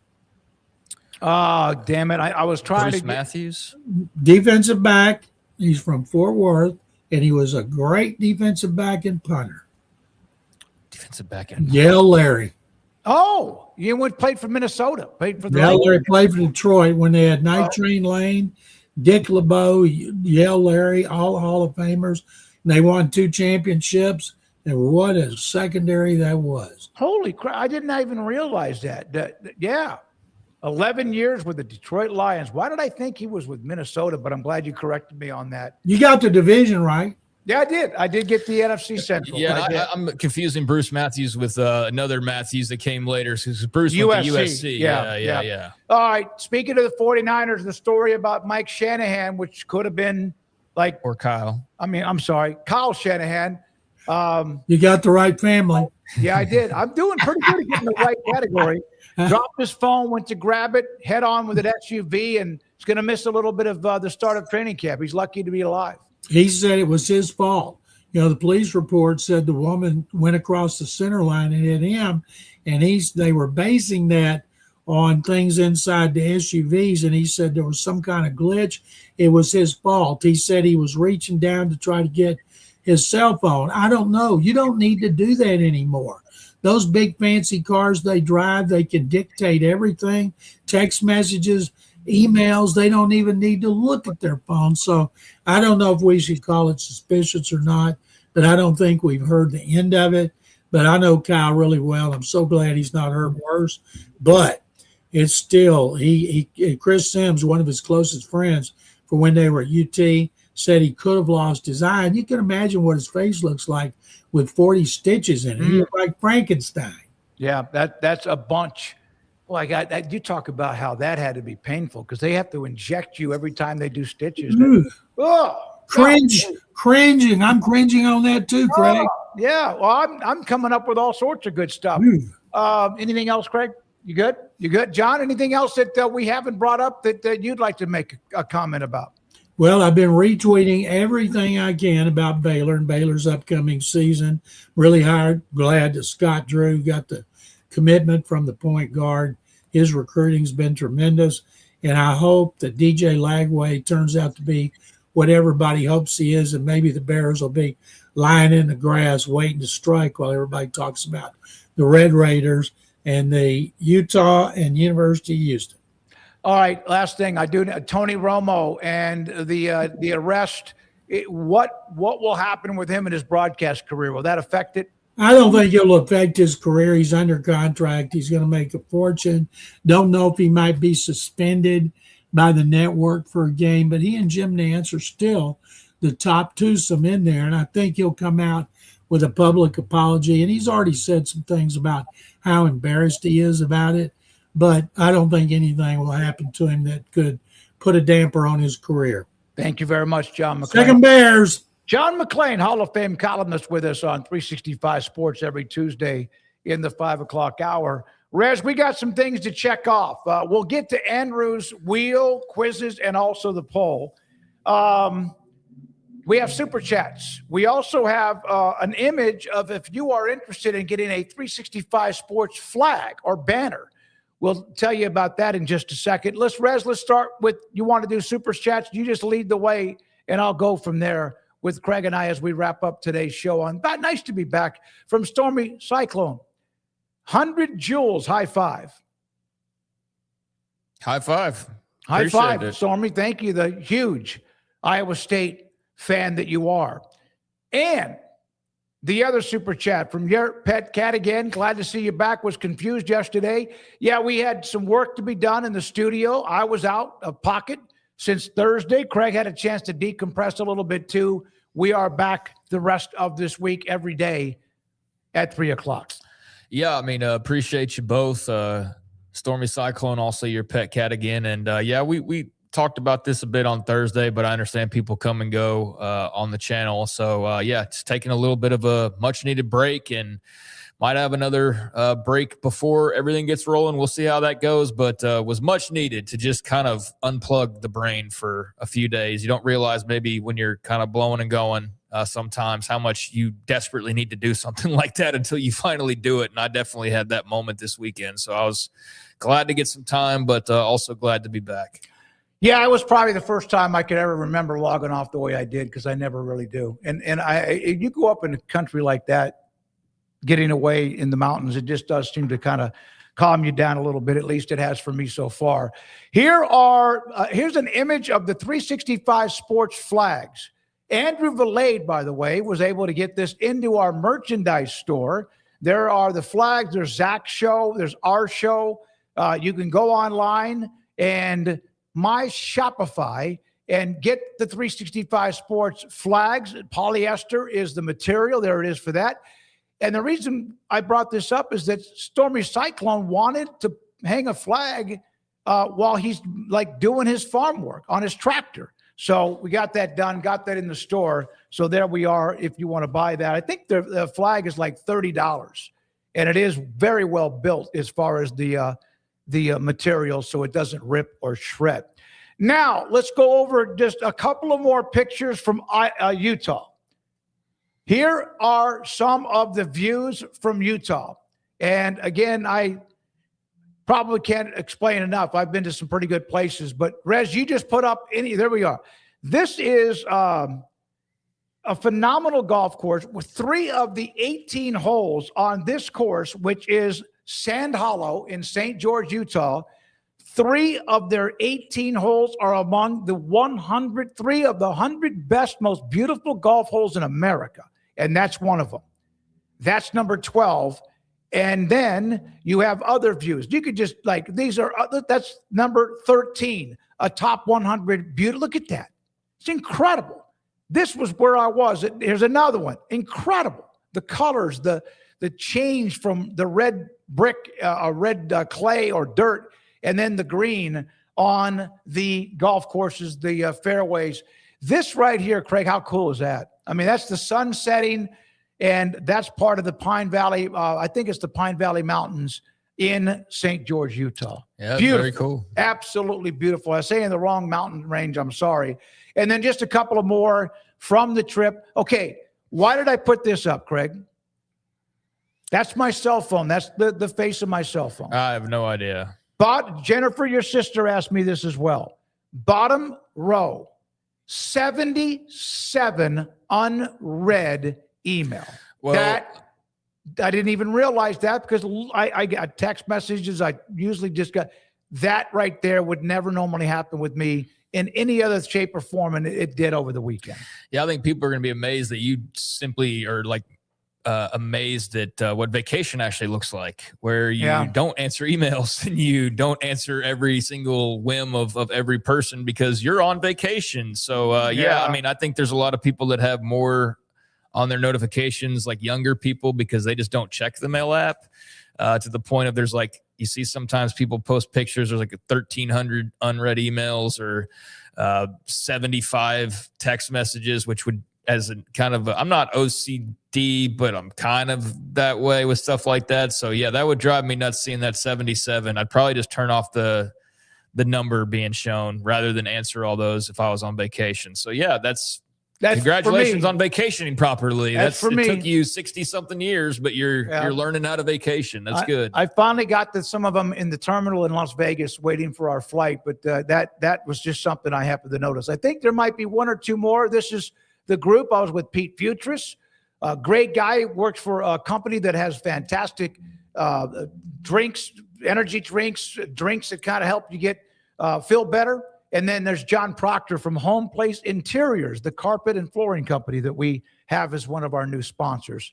Beautiful, beautiful background with those 2 guys. We had such a great time. I think there's one more that I had. It's called Black Desert. That's okay. That's plenty. Black Desert Golf Course. Phenomenal. Just absolutely phenomenal courses. And thank you to Pete. He's the one that set up that golf trip for us. And I do appreciate him for that. All right, let's get to the wheel. with Andrew Valade as we get back into a roll here on this Tuesday. Yeah. No, last week we were down to like 1 and 2. We had one. Yeah. I do think that.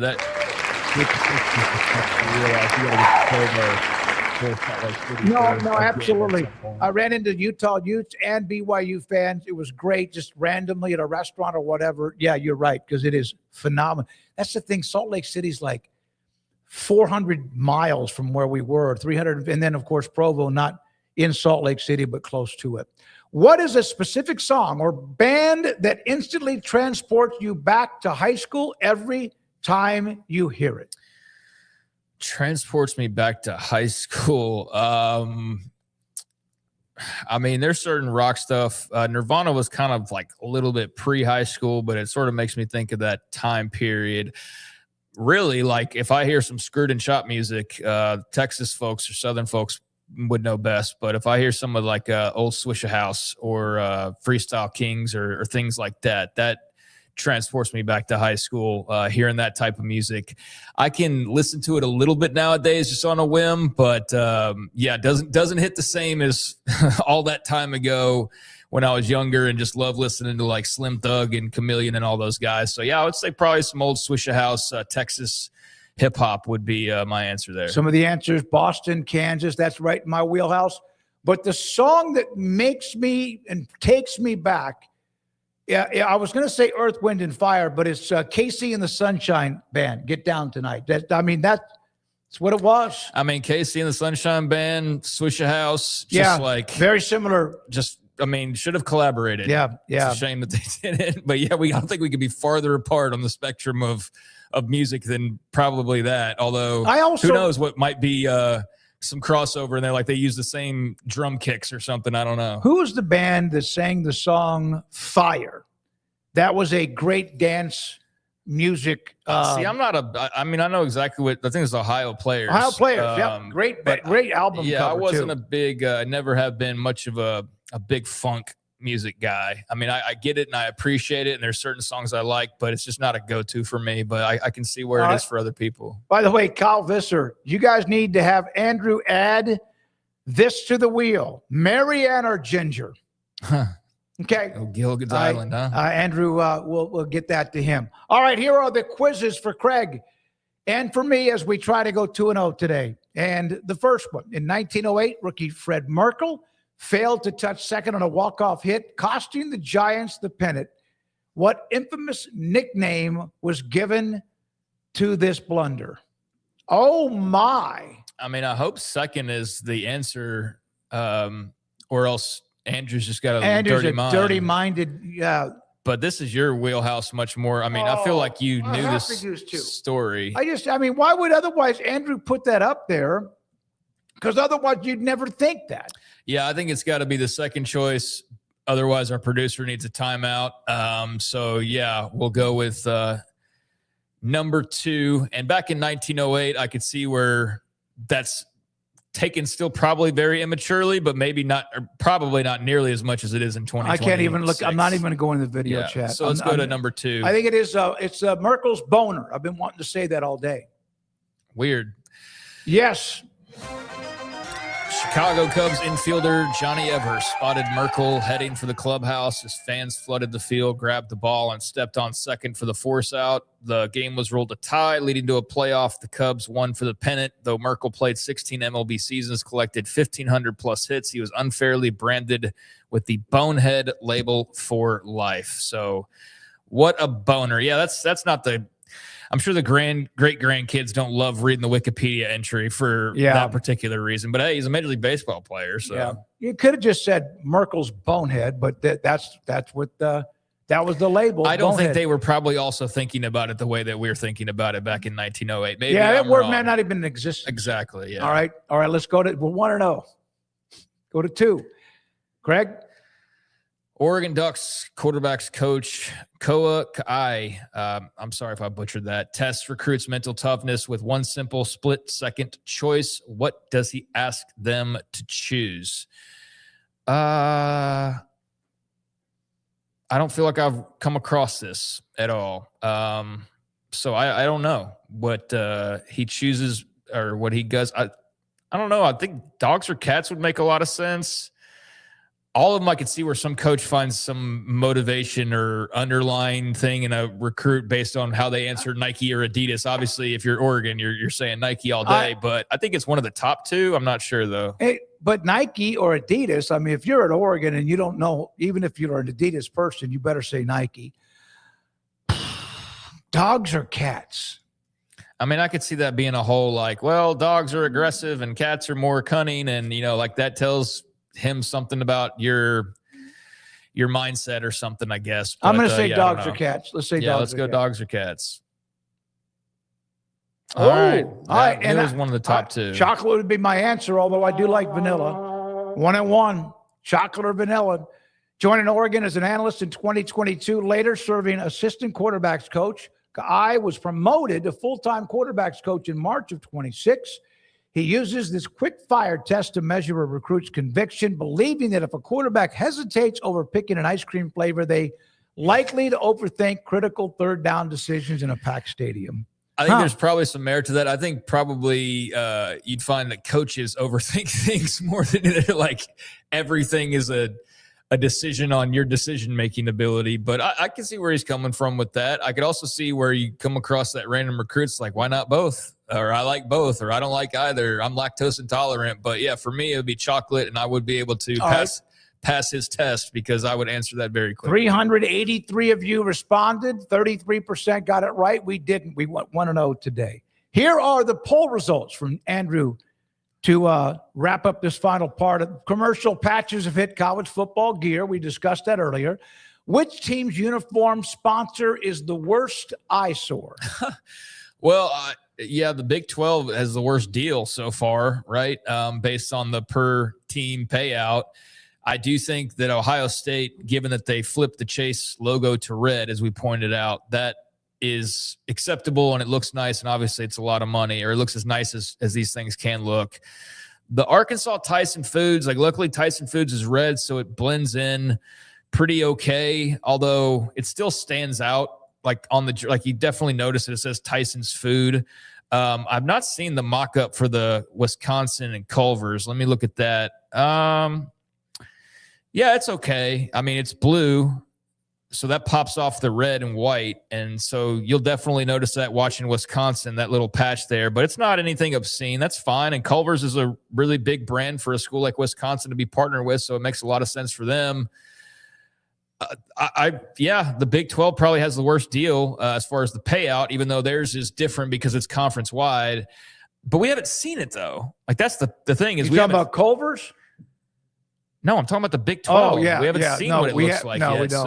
So, worst eyesore, things trend the same way. It'll probably be that, but we don't know what it looks like yet. So, jury's out on the Big 12 patch. Of the three others, I'd say the one I like least would be the Arkansas Tyson's Food. Yeah, to me, that the Tyson's Foods. JP Morgan Chase, it looks good. It's just like something that would be not a problem. The others a little bit different.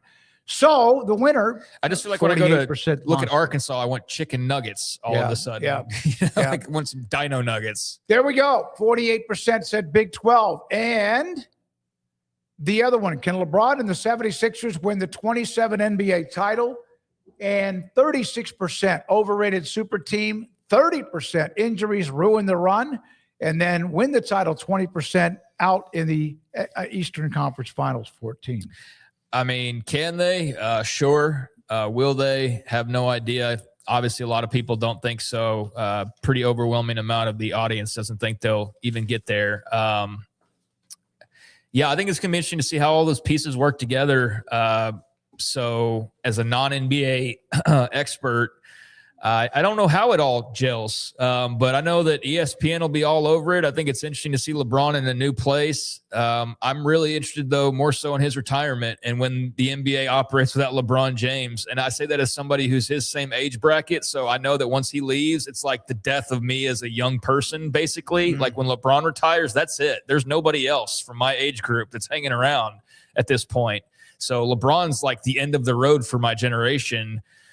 So him hanging around is like, okay, cool in a way, but I also just sympathize with those fans who are 20 years old. They've never seen anything different than LeBron James in the NBA. They have no idea. He's been around the entire time. Yeah. And he's been around most of my life now at this point as well. Yeah. So I kind of am curious to see what it looks like on the other side, but I'm fascinated to see how it works out for better or worse. Yeah, I hope it doesn't affect too much of what VJ Edgecombe and the others who were there, young, talented players that now have a guy that comes walking in the door. You know he's going to be the boss and the alpha no matter what may be said in the recruitment. Big personalities, are not big, but not even so much big personalities, but like just big players in that locker room. So, yeah, it could be like the Heat early on and just roll on along and win a bunch, or it could be problematic for sure. Okay, there we are. Andrew, great job. The wheel, the quizzes. We were 1-1, and also the poll results. Rez, pretty much all by himself today. Garrett was here earlier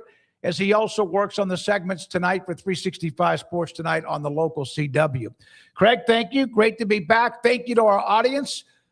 Your pet cat again. I'm going to work on that project. I don't know when we'll put up some graphics for what you want me to do and what you did. We'll try to do that too. Thanks to our great sponsors. Thanks to you. We're back tomorrow at 3. This is the Smoke Show on 365 Sports. Penny Clinic Men's Healthcare in Woodway is now proud to offer you men an exceptional weight management body sculpting product called semaglutide, also known as Ozempic or Wegovy. Semaglutide is an FDA-approved weight management medication. Once-a-week injections of this powerful medication offers an average body fat weight loss of 20% within the first year of treatment. In addition to body sculpting, semaglutide also normalizes blood sugars and has the clinical research proof of reducing blood pressure, cholesterol, stroke, and heart attack risk. If you're like most men and you have stubborn fat that will just not respond to typical diets and exercise, then help is finally here. Semaglutide. Affordable, highly effective. Google search Penny Clinic Waco and reach out to the Penny Clinic team today for a free consultation with Dr. Penny to see if semaglutide is right for you. Go to pennycliniclowt.com.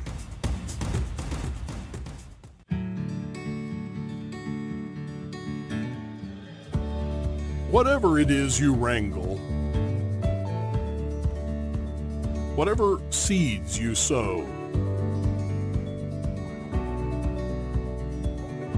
no matter what you nurture or what you choose to grow, at Texas Farm Bureau Insurance, we're proud to protect all Texans.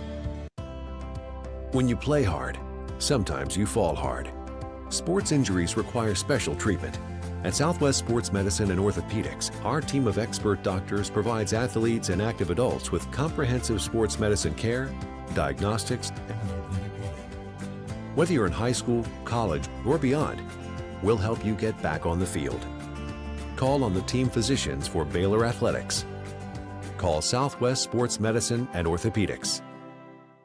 I pitched in the major leagues for 24 years. And let me tell you, I can feel it in my joints. Shoulders, elbows, and knees. Trust me, pain doesn't retire when you do. I tried everything to get rid of the pain. Nothing worked until QC Kinetics. Baseball legend Roger Clemens and other patients are getting lasting relief with QC Kinetics regenerative treatments. No surgery. I trust QC Kinetics. You should too. Let's commit to getting rid of all the pain. Schedule your free consultation today. QC Kinetics. Better starts here. I get those goosebumps every time.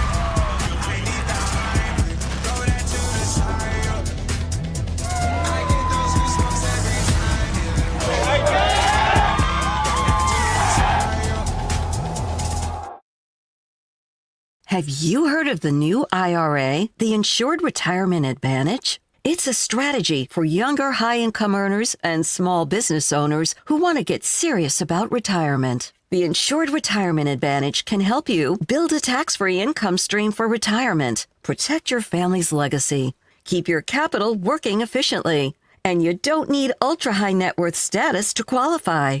Call 623-256-6902 or go to NorthstarFundingPartners.com and tell them 365 Sports sent you.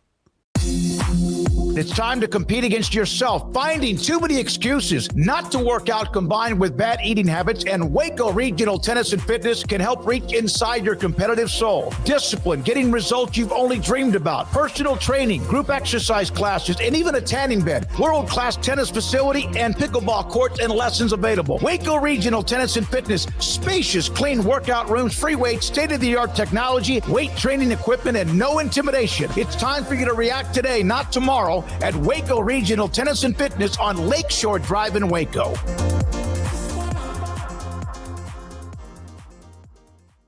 Make this the summer event at Allen Samuels in Waco. Get behind the wheel of an iconic new Dodge Charger RT and score $5,000 in savings. First responders and military members get an extra $500 bonus. Allen Samuels Dodge. Come by, let's be friends. Hi, I'm Dana Hassel, President and CEO of American Bank. Waco is a great place for business, and for more than 70 years, American Bank has been the bank for business. We continue to invest in our growing community with state-of-the-art branches conveniently located to serve you within minutes. Our experienced bankers, lenders, and decision makers work directly with business owners like you every day, providing tailored solutions, timely answers, and local insights, face-to-face. Schedule a meeting with one of our bankers today and find out what makes American Bank the bank for your business. Member FDIC. At Home Place Interiors, we elevate your space with elegance and class. We are the exclusive Sonoma tile dealer in Central Texas, bringing you the best in high-end floor coverings that transform your home with beauty and elegant design. Our white glove service and expert consultations ensure your vision becomes a reality as we take you step by step through the process. Call today to schedule your personal design consultation. Visit HomePlaceInteriorsTX.com. Home Place Interiors, crafting elegance, one room at a time.